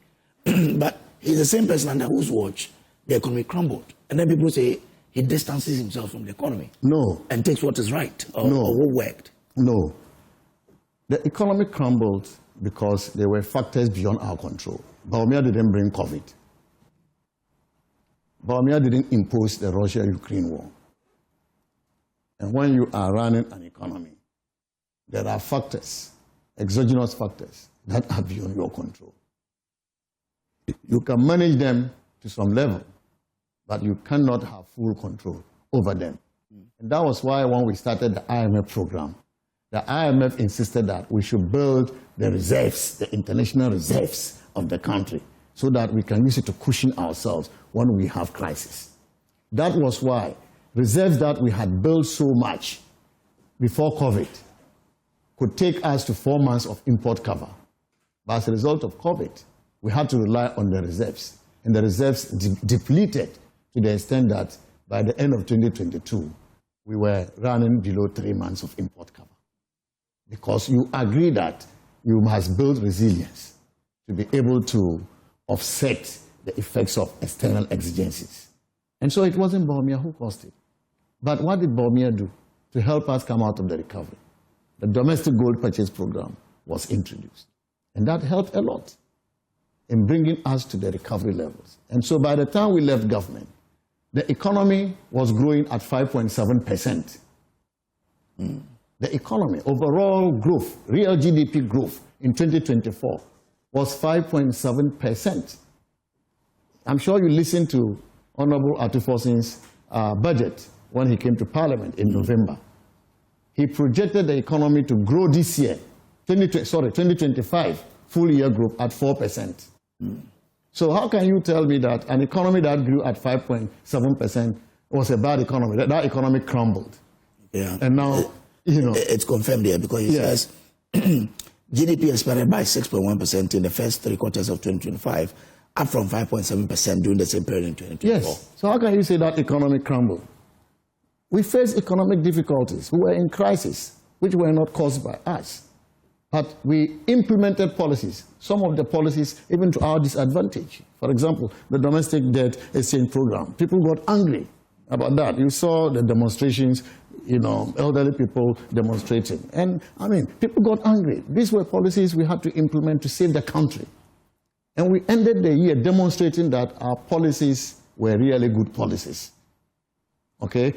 If the NDC government is doing propaganda, of course, they are entitled to do propaganda, but the data is there. So Bawumia did not run away from these that. These are your own men, yes. Your own people. Yeah, like what? I don't understand. And these, I mean, those who say that he's been running away are your own people. No, but who say that? because they don't understand. They want to find something bad to say about him. And that's exactly what do you expect. If you are contesting elections with you, you won't find things to say about me, even if it is not true. Now, people have made noise about digitalization. That Bawumia ran away from the economy to digitalization. What do you mean by running away from an economic digitalization? Today, I went to Estonia. And when you go there, the Minister for Finance, in fact, the Ministry of Finance in Estonia is also the Ministry of the Digital Economy. Finance and the digital economy. Okay. You go to many advanced countries, they now have ministers in charge of digitalization. Ministers, full ministers, cabinet ministers, in charge of digital economy. And so, in our current industrial revolution, the industry that is leading the revolution is the digital industry. And it has generated substantial resources for countries. Any country in the world today that wants to develop and grow without giving attention to the digital economy will fail. In this age of Facebook, TikTok, the internet, etc., etc., there is no country that can develop and grow without a focus on the digital economy. And so you just cannot divorce digitalization from the economy. It is becoming an anchor, the anchor of economic management. And this is why the NDC has not run away from the digitalization program of the government, something they criticized Dr. Bawumia so much about. Today they are praising Dr. Bawumia. The Bank of Ghana recently talked about the Bitcoin? The Bitcoin exchange. Yes. When did it start? When did the pilot start? They call it, is it digital asset or so? Yes, the digital CD. When did it start? It was started by us. And we developed the policy. And we piloted it under our government. The Bank of Ghana is running around with it as if it is something new. If digitalization is not part of an economy, how can you have a digital city? How can we do that? Why is it that today you go to a bank and the means of verification is your national ID, the Ghana card? What is it? It's the Ghana card. You can even travel to some countries just by showing the Ghana card.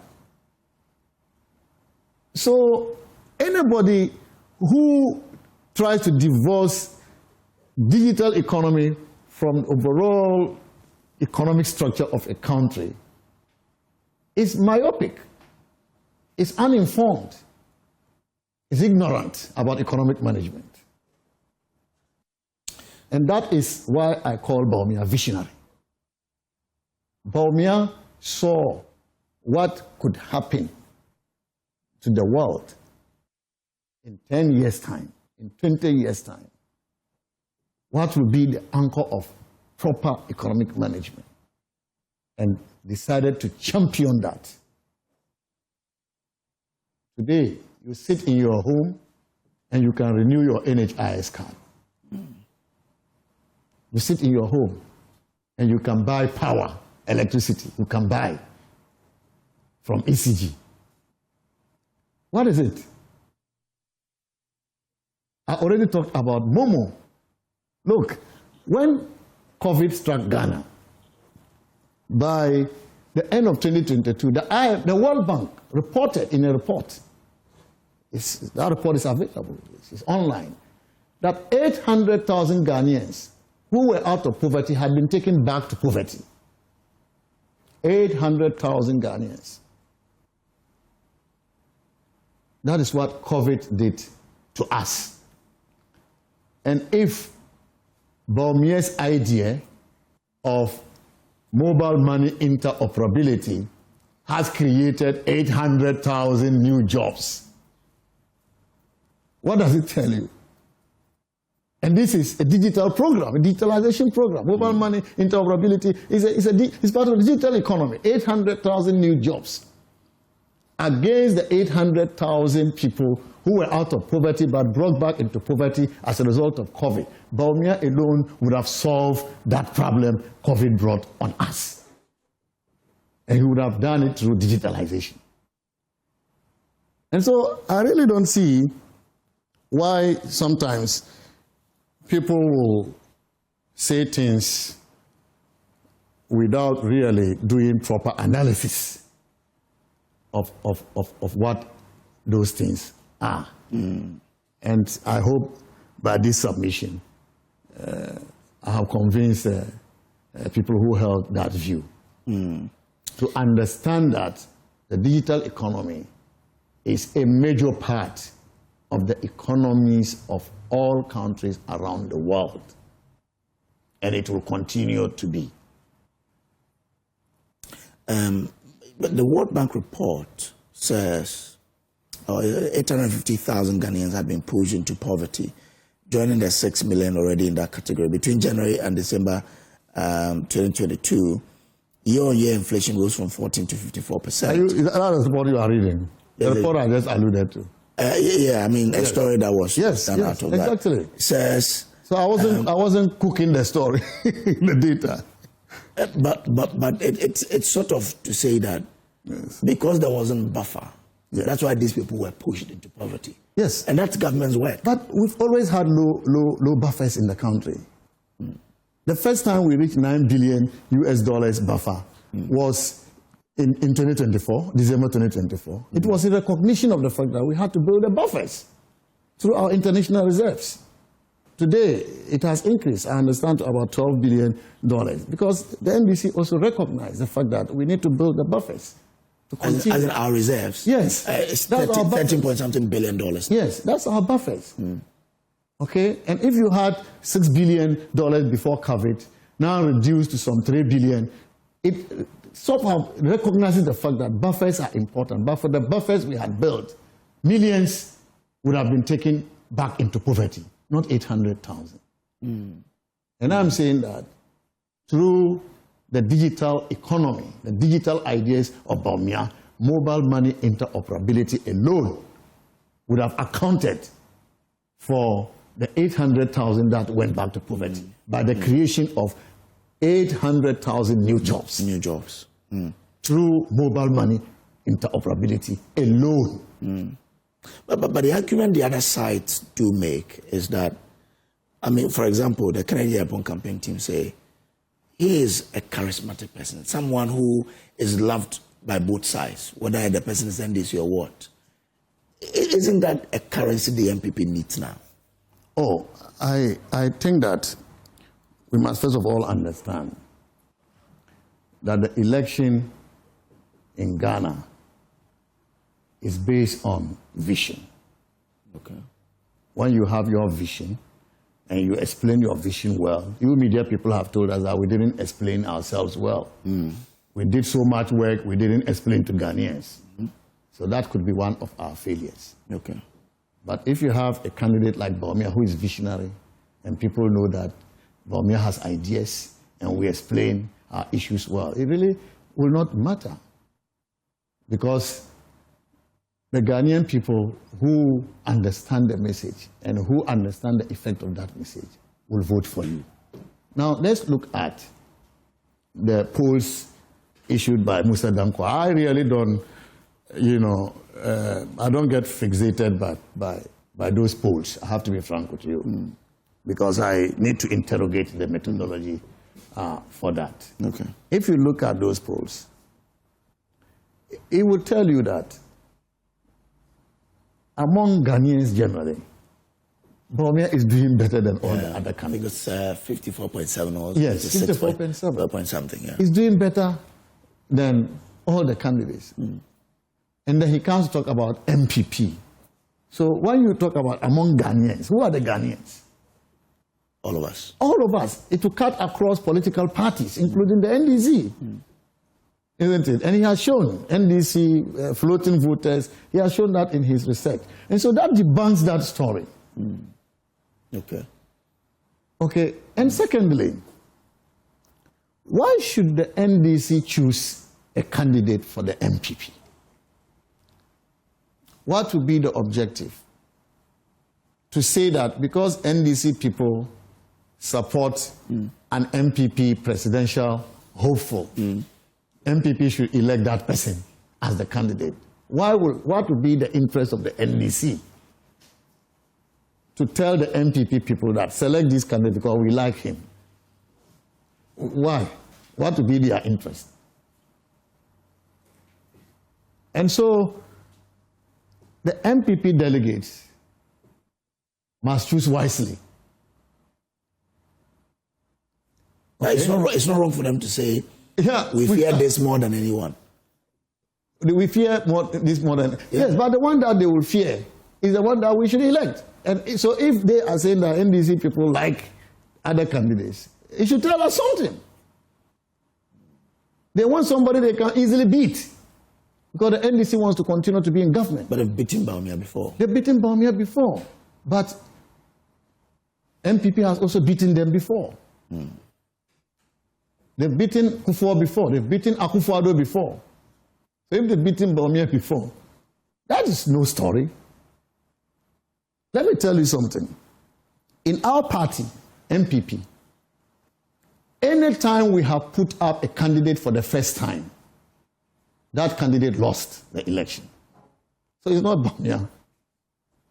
When we put up Professor Edubuahin in 1992, he lost. We put him up for the first time, he lost. We put President Kufuor for the first time in 1996, he lost. We put Nana Addo Dankwa Akufo-Addo for the first time in 2008. He lost. We put Bawumia in 2024 for the first time. He lost. So if they've beaten Bawumia, they've beaten others before. And this is the sequence. That has been the trend.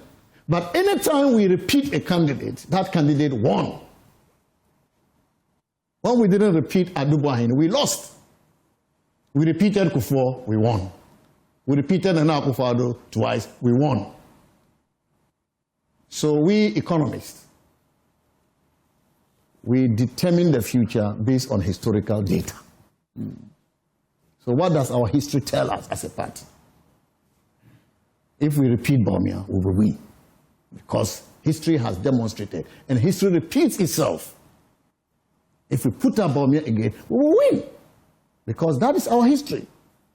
We put Kufuor and put him the second time, he won. Nana Akufo-Addo, you repeated and he won. Why should we not repeat Bawumia when our own data, our own history, and the behavior of voters of MPP has shown that this is the way to go?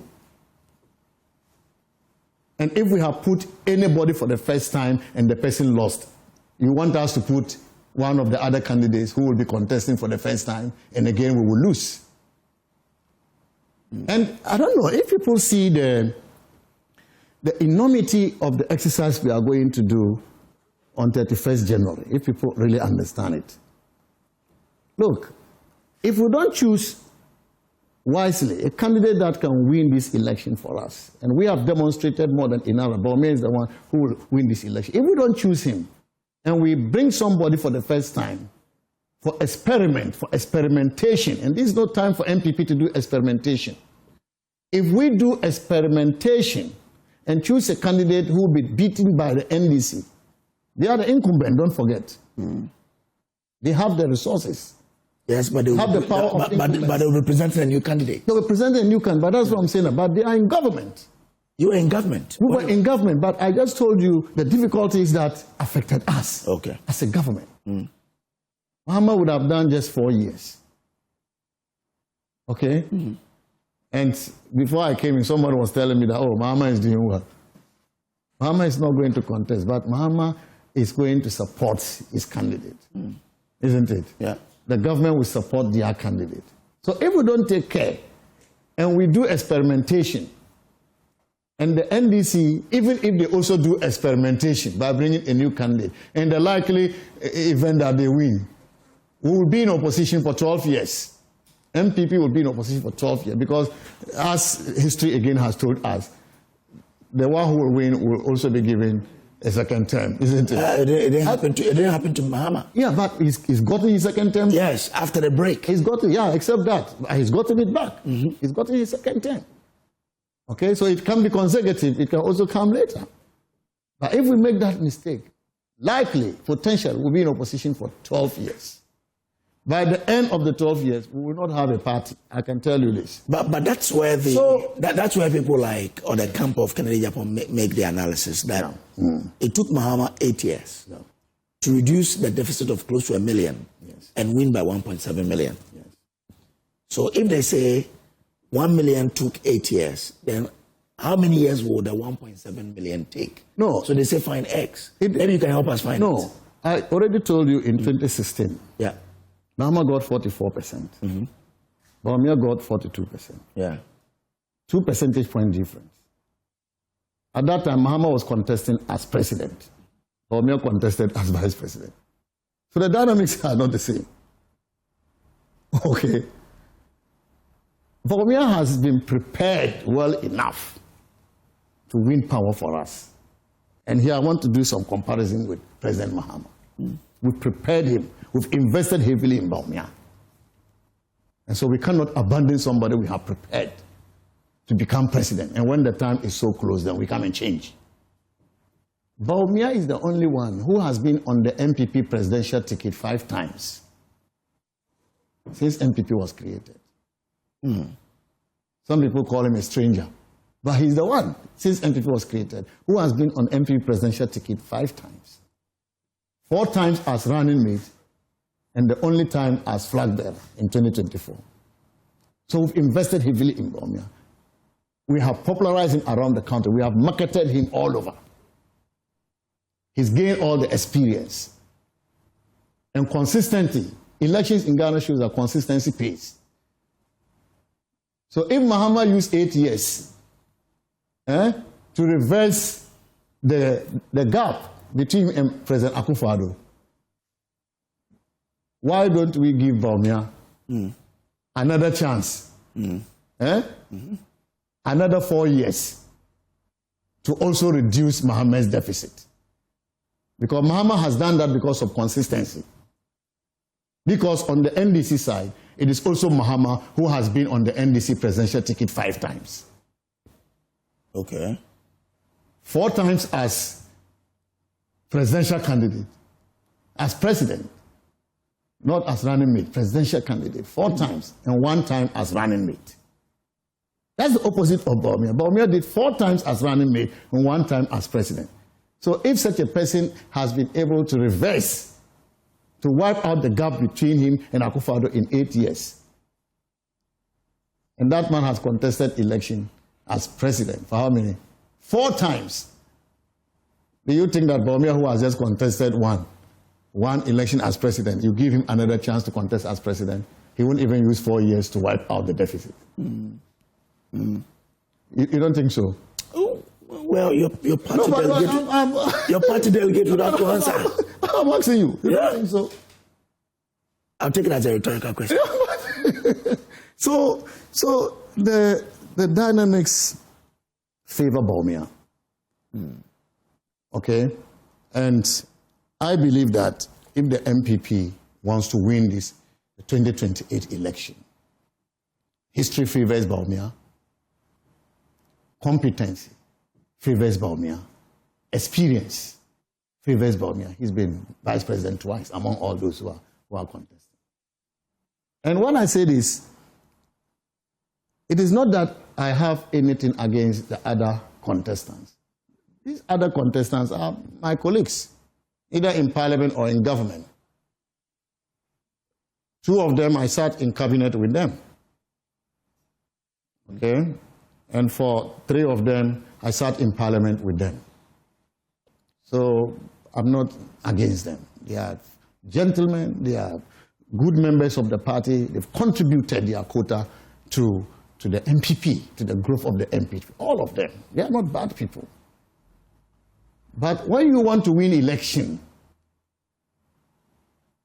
there is a common saying out there that if they put your mother here and put power here and ask you to choose one, what will you choose? They say choose power. Choose power and your mother who gave birth to you. Choose one. I hear people say choose power and use the same power to take it. Exactly. Because if you choose your mother, somebody will take the power and use it to molest you and your mother and control you and your mother. But you take the power, go and collect your mother. So it is not about people who are my friends or people who are my colleagues. It's about who can win power for us. That is why we support Bawumia. Because all the factors that will determine election, you go to election with your most marketable candidate. Bawumia has gone around the country 5 times, consecutive times, campaigning. 4 times as running mate and 1 as presidential candidate. Is there a hamlet in Ghana that you will go in and you won't hear Bawumia? Mention Bawumia's name and people will be doubting, who is that? The one the NDC will choose is yet to go around the country and market himself. Well, but most of them have ranks, places Bawumia against all of them. Yeah, and they do better than well, we will come to that. We will come to that. Once we elect Bawumia, we will come to that. They are all now hopefuls. Once we elect Bawumia, we will come to that. You will see. And so I'm saying that if you want to win election, you put your most marketable candidate. Do you see? Because I'll give you a simple example. You want to go to the market and buy powdered soap. Powdered soap. Wash your clothes. You say what? You are going to buy one. Answer it for me. How's that the answer? You say you are going to buy one. You are a market brand. So let me No, yeah, but we all know. All apologies to you. You say you are going to buy Omo. Omo. Is Omo the only powdered soap on the market? No. In order not to accuse me of promoting Omo, I will mention the other brands. You know, you have other brands, which are Ariel is there. We used to have So Clean. So Clean is there, all of it. But you say you are going to buy Omo. Omo has been marketed. It's not just that. You want to paste your teeth. You want to brush your teeth, and you want to buy toothpaste. What do you say you go and buy?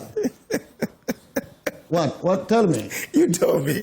You say you're going to buy Pepsodent. Pepsodent is the only toothpaste on the market. You have other brands like Colgate. You have charcoal, etc., etc.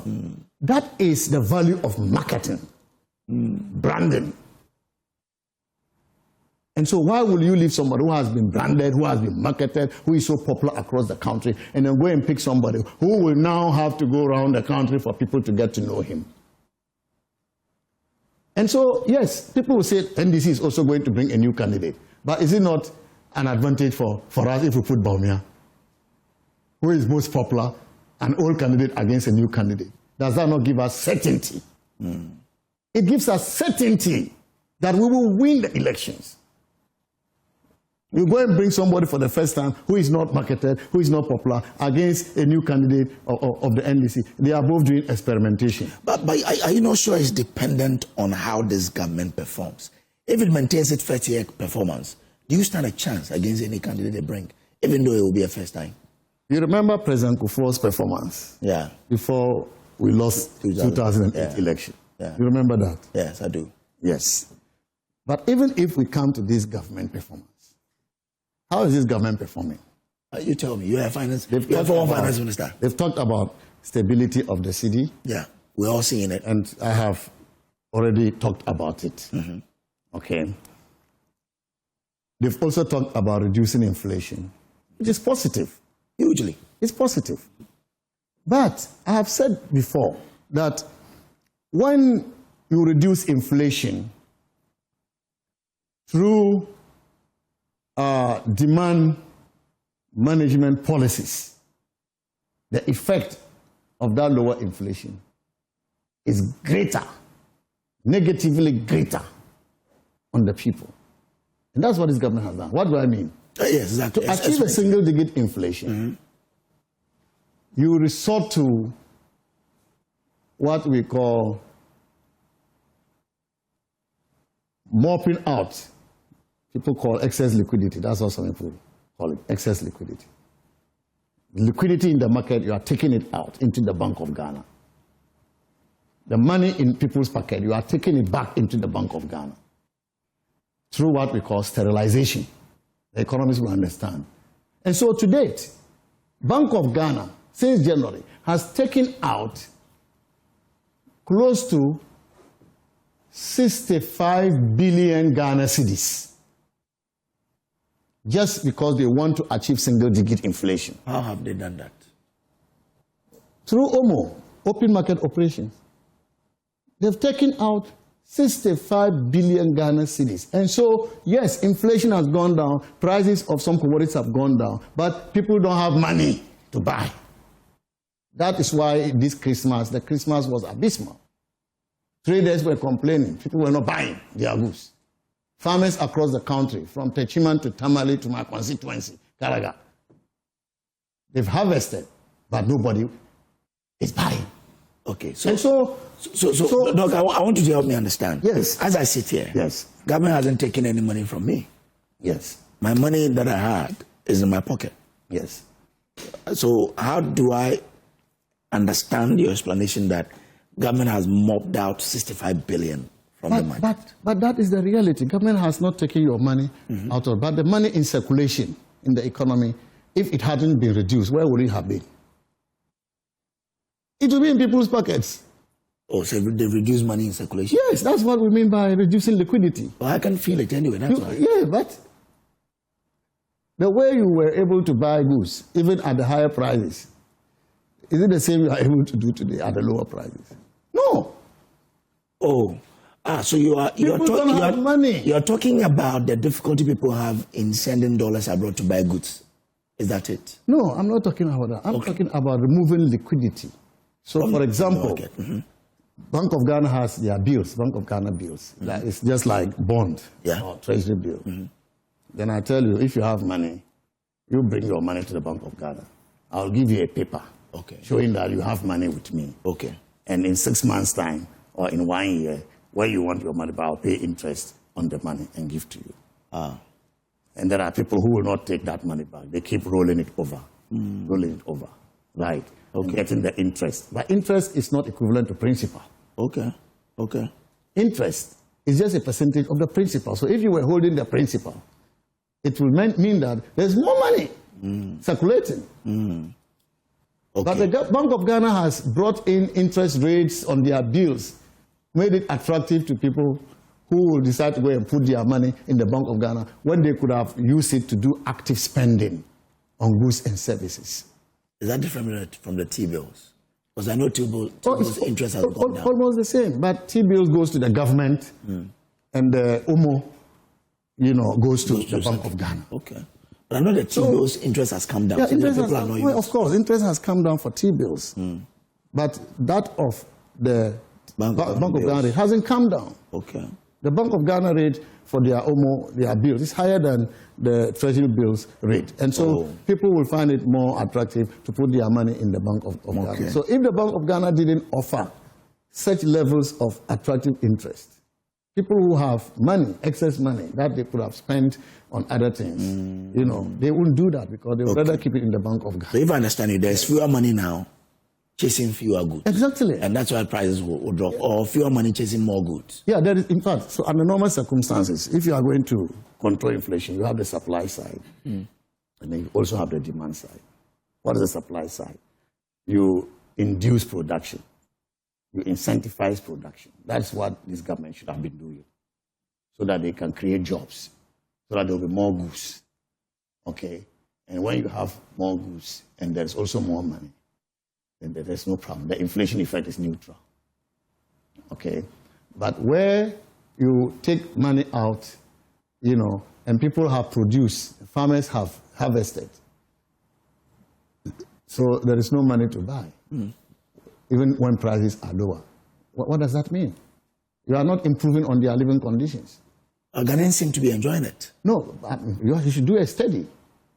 And if you are actually listening, you will hear many people complain that they don't have money to buy things. And the traders are complaining that people are not buying.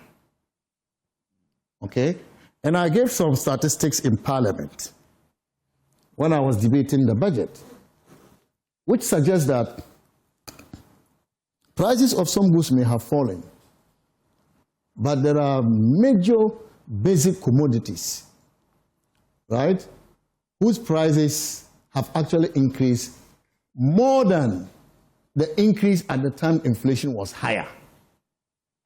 If you look at the inflation basket, you will see such commodities, and they are basic. One is water. Water. If you have time, I can open somewhere and show you the data. Water. And the other is cooking oil. The other is nuts. These commodities, their prices, they are basic. Their prices have actually increased, even at period of lower inflation, because the inflation figure is aggregate. Average of an aggregate. And so, but if you unmax it, unmax the inflation basket, then you will see which specific commodities we are talking about. So apart from the fact that there's no money, there are some basic goods like water, like cooking oil, whose prices have actually increased.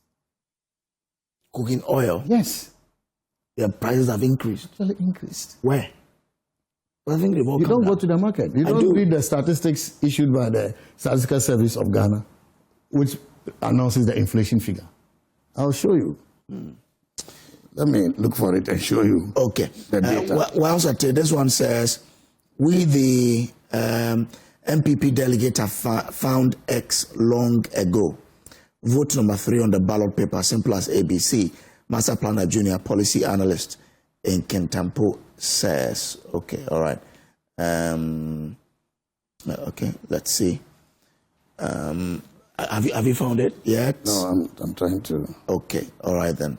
I thought, well, we'll be wrapping up shortly here. We can do that later. Yeah, okay. So your argument is that despite the fact that you have a formidable Kennedy Japan in there, you have very firebrand Dr. Brian Achampon, someone who has also been very well groomed for this, Kwabena Japan, and the former education minister. You say, apart from all of this, Dr. Bawumia still stand out. Of course. There is a common saying that after preaching the whole Bible to you, you still ask me who Jesus Christ is. If you are not convinced by now, even though you are not a delegate, if you are not convinced by now that Dr. Bawumia stands out, then I need to write another Bible. Okay. We'll leave it to the delegate. but just before I let you go, in a minute or two, how would you summarize Mahama's first year for his second term? Oh, I think that President Mahama has taken some good steps. There's no doubt about that. And we must commend him for that. Except that if you look at some of the specifics and you put that against their manifesto and their promises, then you will note that they still have a long way to go. For example, the 24-hour economy was the main premise of their campaign, not even the gold board that they are now talking about or every day. It wasn't the premise of their campaign. It wasn't the anchor. The anchor message that Ghanaians bought into was the creation of jobs. You remember the 133 policy. One job, 3 people, 3 shifts. I don't think they have made a giant step towards achieving it. I don't think so. And I'm really wondering whether even in the next budget, the budget for 2026, I didn't see any conscious budgeting that will seek to achieve that. Okay. And maybe in the next 2-3 years, we'll see something positive. But for now, I'm not convinced that, And at the end of it all, people are going to judge Mahama by the number of jobs he creates. Because as I speak to you now, the effect of the CD has already been internalized in the economy. It's been internalized in the economy. You are not going to see any revolutionary effect from the door. It's been internalized. Okay, and so Ghanaians are going but yes, that with the VAT rationalization has brought some things down. So fuel has come down. No, but the VAT rationalization, what, from 21 to 20%? Yeah. How can that 1.9% is heavy. 21. You will see. It will also get internalized. And you are saying fuel prices have gone down. Yes. I think that you need to really analyze the oil market today. As I speak to you, do you know there's oversupply of petroleum products in the country? There's oversupply. Centro is doing, I think about 30%. We didn't have that. When did Centro start? We incentivized the building of Centro. It was under our government that Centro was built.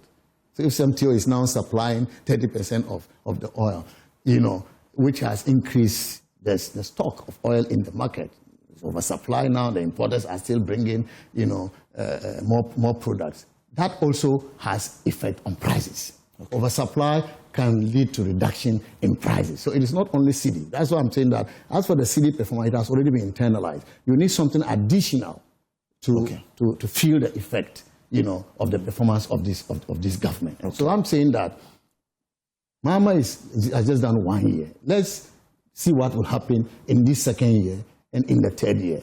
I mean, every party that has come into government, when Nana Akufo-Addo first took government, the first year, everybody, brilliant. Yes, brilliant. Second year, it was brilliant. Even the entire first term, it was brilliant. Okay. But the first year of a government cannot be the same as subsequent years. So let's see how things go. Okay. And then Ghanaians will be the better judges. I am grateful to you for coming here. I am very grateful to you. And I want to use your platform. I don't think you will subscribe to that, but I want to appeal to the delegates of MPP to vote wisely. And by voting wisely, to vote Dr. Bawumia, Mahamudu Bawumia, because he is the shortest way to winning the 2028 election for the MPP. All right. Dr. Mohammed Amin Adam is a former finance minister and a leading member of the Dr. Mahmoud Bawumia campaign team. Well, St. Andrews Senior High School's special admission for SHS3 students. Have you completed WASI 2025? 1 or 2 subjects failed you? Okay, if it is, never mind. Just so I have the data. If you want me to. Okay, so let me finish with this. Just enroll at St. Andrews SHS, the best private SHS in Ghana at the moment, with excellent boarding facilities. Excellent results in the 2025 WASI. We have locations in Asenfosu, Mankesim, Niwe Dubiase, Dunkwa, Onofen, Shama, and Sefi Asawinso. We do all senior high school courses. Call us now on 0244 69 69 11, 0244 69 69 11, or 0207 8900. Okay, I think so. That's the number for you to call them on. Richmond Kwame Prempe, good morning to you wherever you are. I hope you're doing well. Yeah, Doc, I have just 30 seconds to wrap up. I was going to show you the data from the Statistical Service of Ghana in terms of the consumer price index, the year-on-year inflation. I don't have the data for October, November, December yet, but I have September, which is also very recent. So if you look at year-on-year, September 2024, which will be the base of our comparison, based on the data we have, water, the increase in price of water was 2.8%. September 2025, 3.6%. So 2024 was what? 2.8%. Okay. September 2025, 3.6%. Tells you that the price of water has actually increased more than what it was at the time inflation was higher. All right. I'll give you the vegetable, the cooking oil.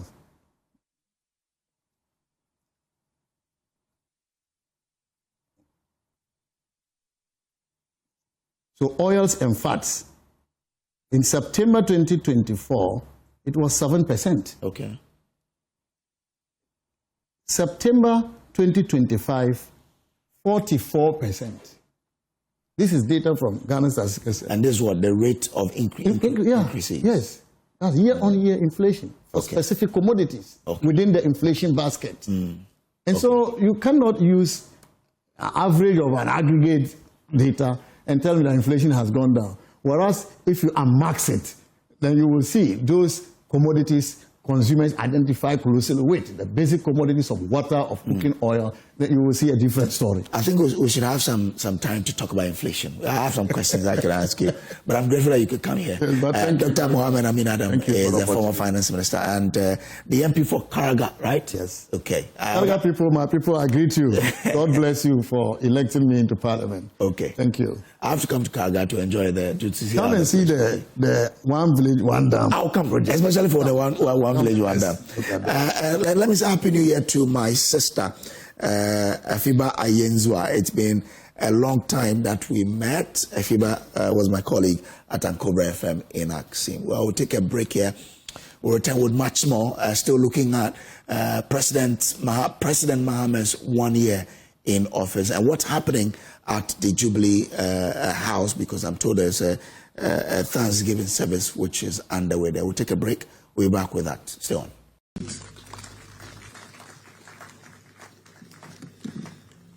Praise the Lord. I am coming from an old Pentecostal, and I do not take praise the Lord for granted. Hallelujah.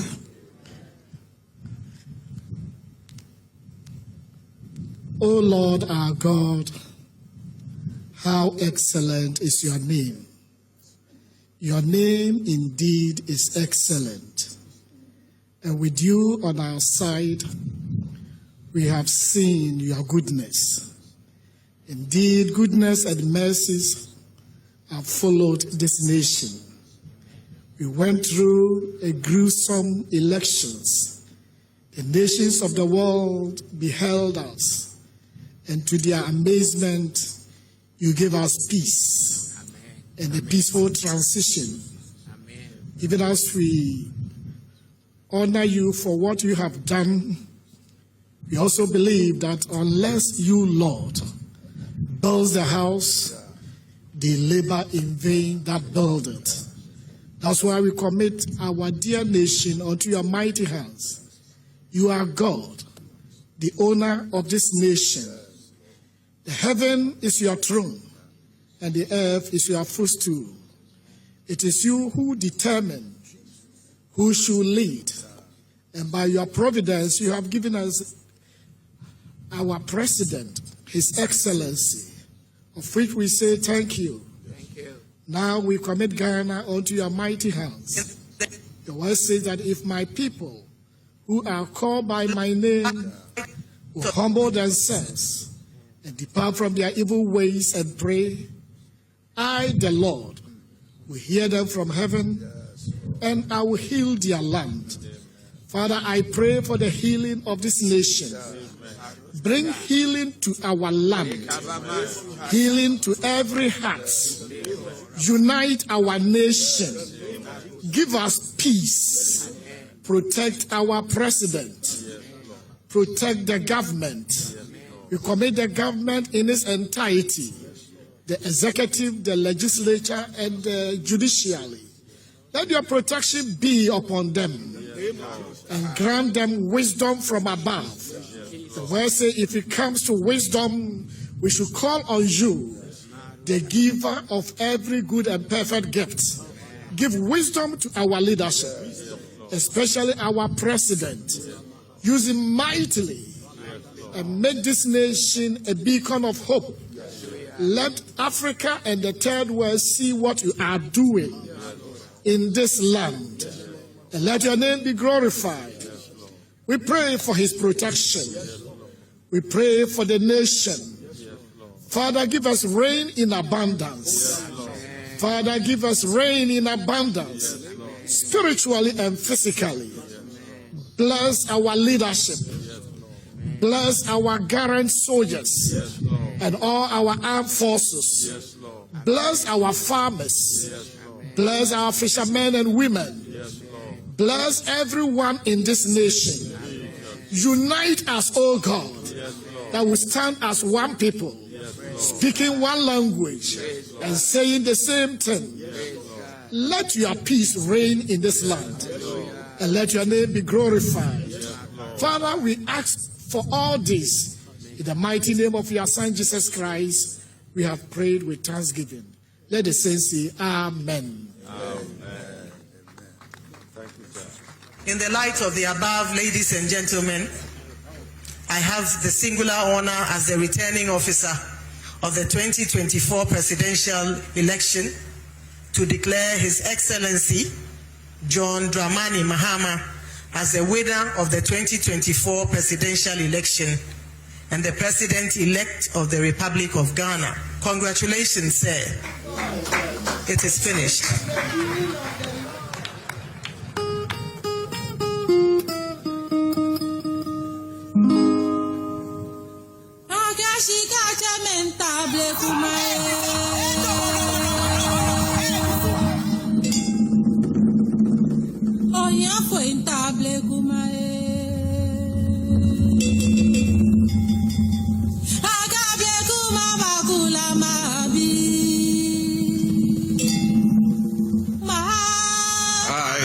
John Dramani Mahama, do in the name of the Almighty God swear that I will bear true faith and allegiance to the Republic of Ghana as by law established, that I will uphold the sovereignty and integrity of Ghana, and that I will preserve, protect, and defend the Constitution of the Republic of Ghana. So help me God.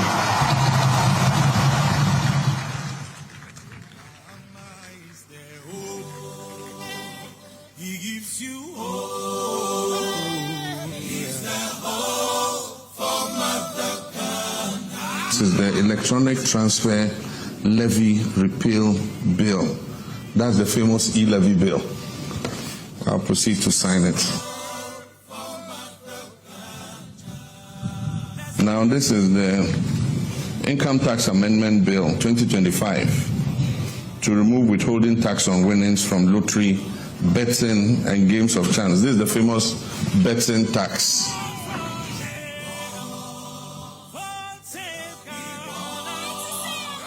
I've just performed a simple but brief, very important act of presenting my completed assets declaration forms to the Auditor General. I've taken this step of presenting these forms publicly as a way of injecting some openness and transparency into the process of assets declaration. I honestly believe that if properly curated and enforced, the assets declaration process can become a sustainable tool for tackling corruption.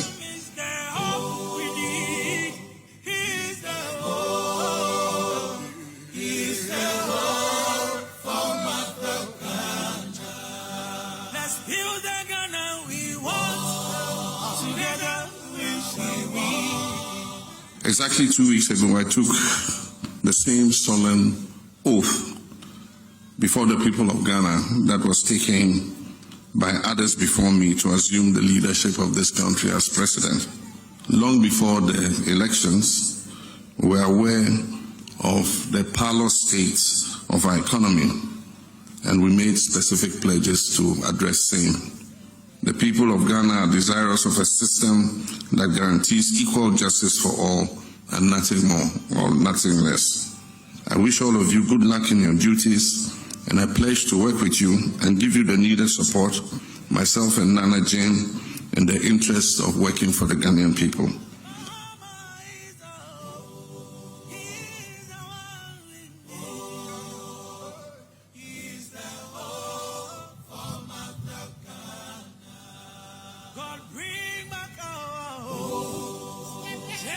Today marks the formal launch of the 24-hour economy and accelerated export development program. This is more than a policy initiative. It is a national reset, a bold strategic shift to unlock our country's full productive potential. Our task now is to move from vision to implementation, from aspiration to action. This launch is not the end, but it is the beginning of a massive national mobilization.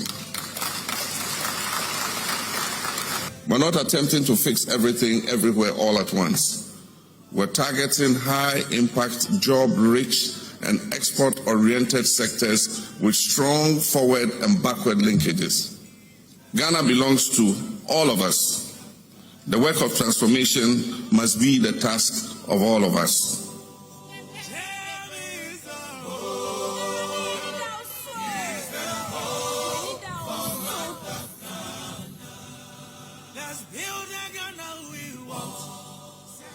They said the journey was long, too far for our steps to reach. They said dreams for persons with disabilities, too high to keep. We were taught to count our limits and measure tomorrow by what we lacked. They said maybe someday, but today, someday has arrived. With hearts and minds that believed we can. Today, we gather to mark a new and defining moment in Ghana's journey towards inclusion and equality. The launch of the Free Tertiary Education for Persons with Disabilities initiative, which is under the theme Disability, Not Inability, Advancing Inclusive Access to Higher Education under the Reset Agenda. This initiative is not merely a policy launch. It is an activation of our national conscience and our sense of equity and justice. It is a reminder that the soul of any nation is measured by how it treats its most vulnerable citizens. With this launch today, we're integrating the scholarship administered by the National Scholarships Authority in the past with a new Universal Disability Scholarship under the Student Loan Fund Trust. And so with the pride in our national compassion and faith in our collective future, I hereby have the privilege to declare the Free Tertiary for Persons with Disability initiative officially launched.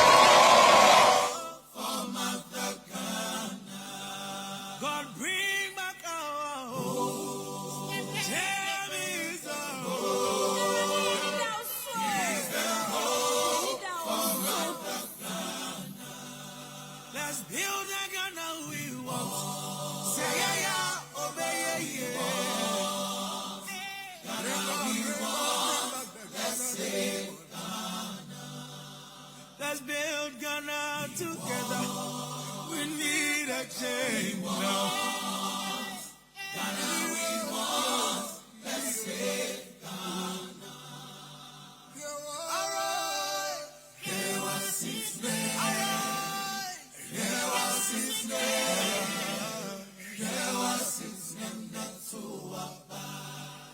Today we stand at a critical juncture in our nation's history, a moment that demands renewed energy, focus, and commitment to securing our future through food self-sufficiency and agricultural transformation. The Feed Ghana program is our flagship initiative. It is a strategic umbrella under which all agricultural projects and interventions will be executed. It is anchored on deliberate actions to increase food production, promote modern farm practices, strengthen infrastructure, and develop agro-industrial zones across the length and breadth of Ghana. Let all farmers, agribusiness people, financial institutions, development partners, and citizens put their shoulders to the wheel so that we can make this vision a reality.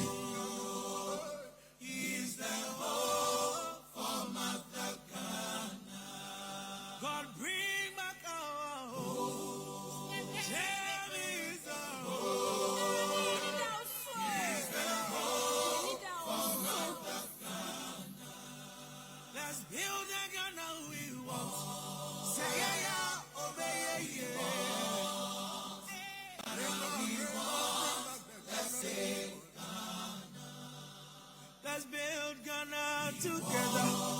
We need a change now.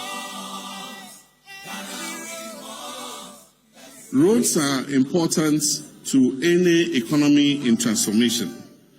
If you go into history, America became America because of the road and rail network that they built early across the whole country, connecting the West Coast to the East Coast. That is when America opened up. We need to open up our country with roads, railways, aviation travel, so that we can push our economic transformation forward. The big push touches all the 16 regions in this country. Every region is going to benefit from its share of the big push programs. Today's sword cutting is the first, but we're going to cut sword in 5 different areas to mark the start of the whole big push program.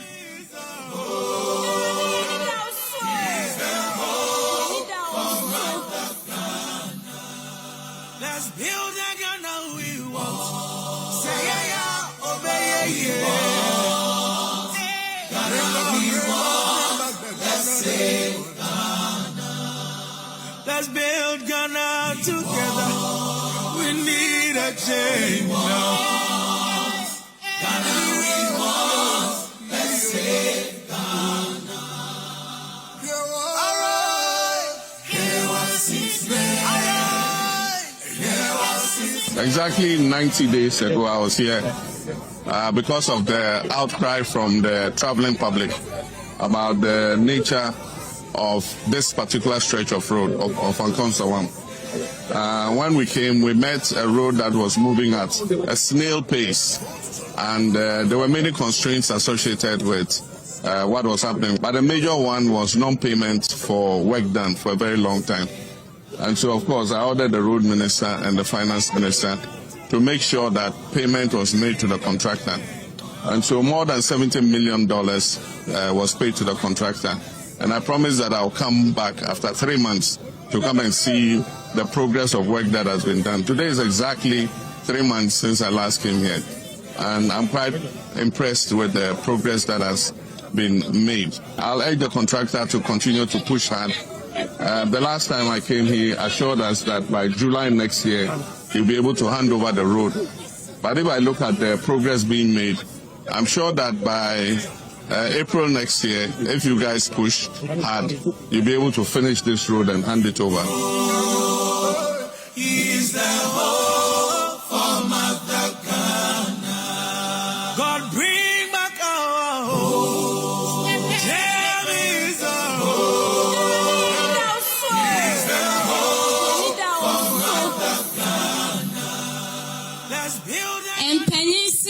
the awarding panel, and I a friend. O man penny, ufiti kotia na unwaji a fieni nemu. O rani monya for Ghana many na ajiwatu. O man penny and amu mwadi mwati Ghana many na sakofa obaye. A trebi musejatano. O man penny westre. Sayan shiawa and kayan kotoje, ekayan kukum. O man penny wesu konkon, kayan shiawa and kadidia boy. O man penny wa pampamra, what round taba my catadu jaso. O sia dear John Dramani Mahama. Who you hand there? Yamania Ayetiawa, near the Baine and Asianqua. Near that trading upon your coupon assay. Say or share your so election the train wa mabasa basa BNC or share Ghana so na or share abatwa ya to ya no ekunimde no a yedi ya no senya osofo kan no senya nyame a yehu se esi wo Ghana hada enti me baya ahobrasem me ba se me bedam ase nyame shramo.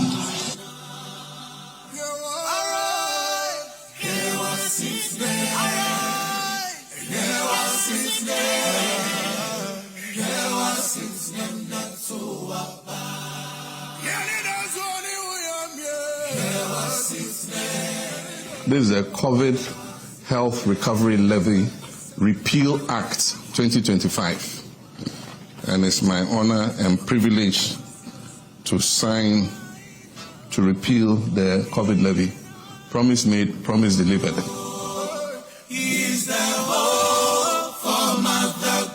I am deeply honored to join you this morning for the official launch of the Ghana Medical Trust Fund, Mahama Cares, a landmark initiative introduced by my government to decisively confront the growing burden of chronic non-communicable diseases, for short NCDs.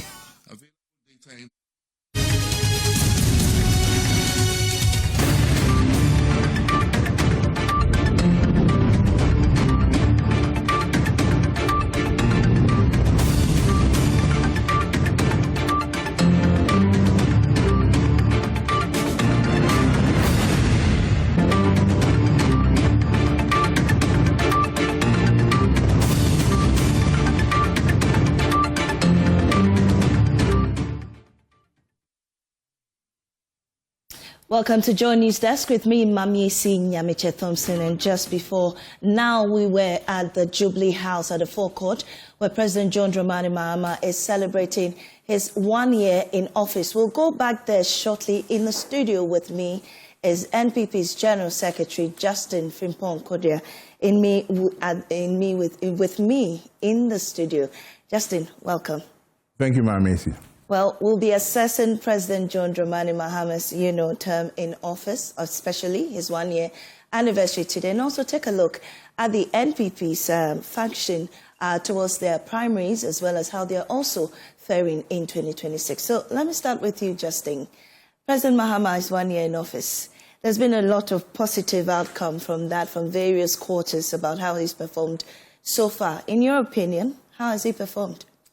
Mamiesi, thank you, and I agree to your views also. You said there has been a lot of positive comments from various quarters. Yes. Maybe we want to know the quarters that you are talking about. But we've spoken to CSOs, we've spoken to, even Ghanaians who've rated him above even 80%. Wow. Yes.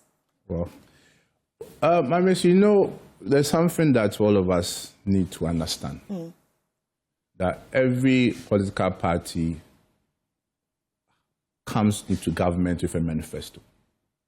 So to be able to assess whether a party or a government is performing, you need to go back and ask yourself, what did they say in their manifesto?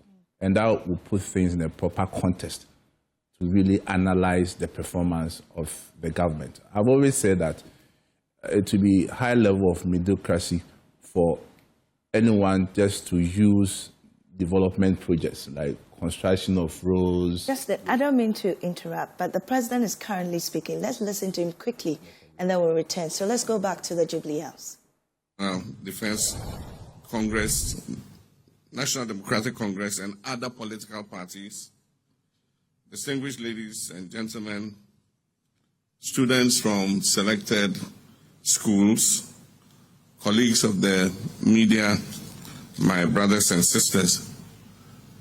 A year ago today, we were gathered at the Black Star Square with excitement to swear the oath of office to take over the reins of government of this dear country of ours.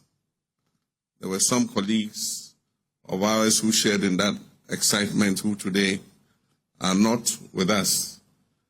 And so in honor of the memory of our revered colleagues, Omani Boama, Murtala Mohammed, Samuel Sapong, Samuel Abaje, Muniru Limuna, and our 3 military servicemen, I'll ask that we all rise and observe a moment of silence in their memory.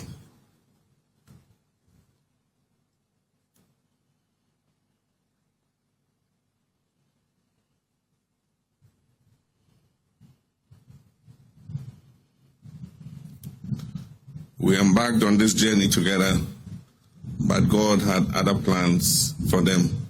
May they gain peaceful repose in the bosom of the Lord. I thank you. Kindly resume your seats.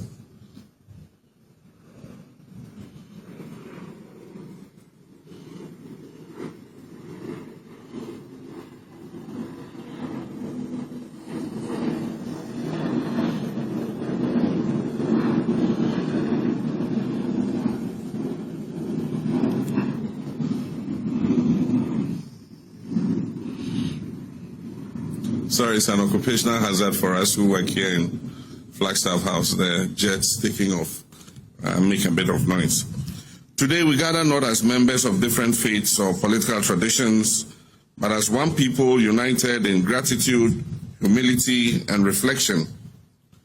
Today we gather to give thanks. We give thanks for life, we give thanks for peace, and we give thanks for the opportunity to serve.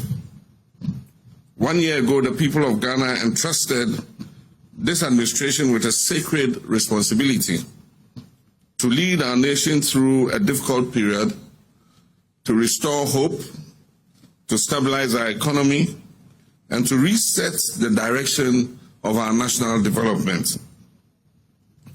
Today is not a celebration of power. It is a moment of thanksgiving for the opportunity to serve the people of Ghana. Today is not a declaration of triumph, it is a reaffirmation of purpose. My fellow citizens, leadership is a privilege, but it's also a load we are asked to carry. And over the past year, we have come face to face with the weight of that load. Economic hardship, social anxiety, global uncertainties, and of course the legitimate expectation of our people. And yet through it all, God has stood by us. Our democracy has remained strong, our institutions have held their own, and our people have shown resilience, patience, and faith in the future of our beloved nation. And so for all this, we are grateful. First and foremost, to the Almighty God.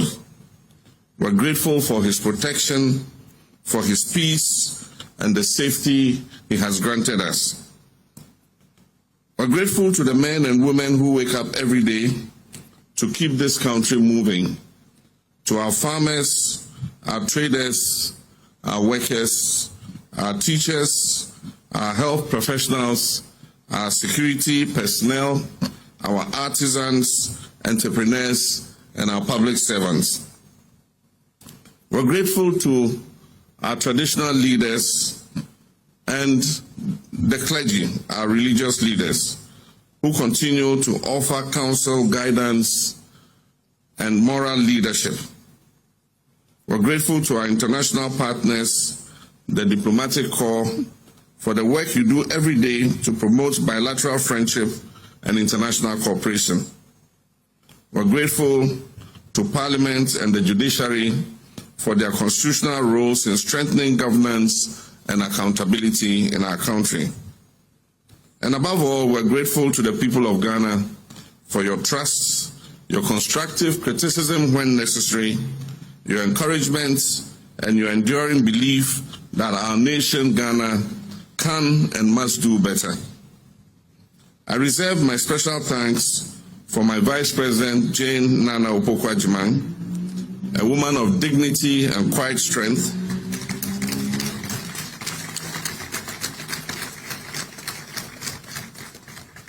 the first woman to rise to this position of responsibility. I could not have wished for a better assistant to help me bear the heavy load Ghanaians have entrusted to me. Nana Jane, God richly bless you. I reserve my thanks for my wife, Lordina Mahama. I will give those thanks when we get back to the house. Distinguished guests, ladies and gentlemen, this Thanksgiving service is intentionally non-denominational because gratitude transcends religious doctrine. It speaks to the shared values that unite us as a people: faith in our future, respect for human dignity, and a responsibility to one another to be one another's keeper. Whatever name we give to our divine belief and faith, we recognize that no government succeeds through human efforts alone. Wisdom cannot be manufactured, strength is not infinite, guidance is not automatic. We therefore pause today to acknowledge that humility before a higher purpose is essential to responsible leadership. My brothers and sisters, as we look back on the past year, we do so honestly. We have taken difficult decisions. We have undertaken difficult reforms. We've laid the foundations that may not yet be visible, but are sustainable for the sustainable progress of our country. We have prioritized economic stabilization, institutional reform, social protection, and the restoration of confidence, both within our country and in the international community. The work we have begun is far from finished, but today reminds us that progress is not measured only by numbers and by charts and diagrams. It is also measured by hope that is restored, by trust that is rebuilt, and correct direction that is regained. Thanksgiving must also be accompanied by recommitment. And so today, we recommit to ethical leadership, we recommit ourselves to service above self, we recommit ourselves to governance anchored in integrity, competence, and compassion. We recommit ourselves to listening, especially to the voices of our vulnerable, our youth, and those who feel excluded. And we recommit ourselves to the unity of our nation, knowing that Ghana's strength has always come from our ability to rise above division and work together for the common good. My fellow countrymen and women, the year ahead will demand even more from us. It will test our resolve, our patience, and our discipline. But it will also offer us opportunities to deepen the reforms we have started, opportunities to accelerate our growth, and ensure that development and progress touches every part of our country. And so let us move forward with humility, let us lead with empathy, and let us govern with courage. And let us never forget that leadership is stewardship. It is temporary and fleeting. Authority is a fleeting trust held on behalf of the people. On behalf of the Vice President and myself, and on behalf of this administration, I wish to say thank you to the people of Ghana. I want to thank you for 1 year of trust. I want to thank you for 1 year of partnership. We wish to thank you for 1 year of shared sacrifice and patience. May the year ahead bring renewed strength to our nation, wisdom to our leaders, and peace to our communities, and hope to every Ghanaian home. May God bless us all and bless our homeland Ghana and make our nation great and strong. I thank you.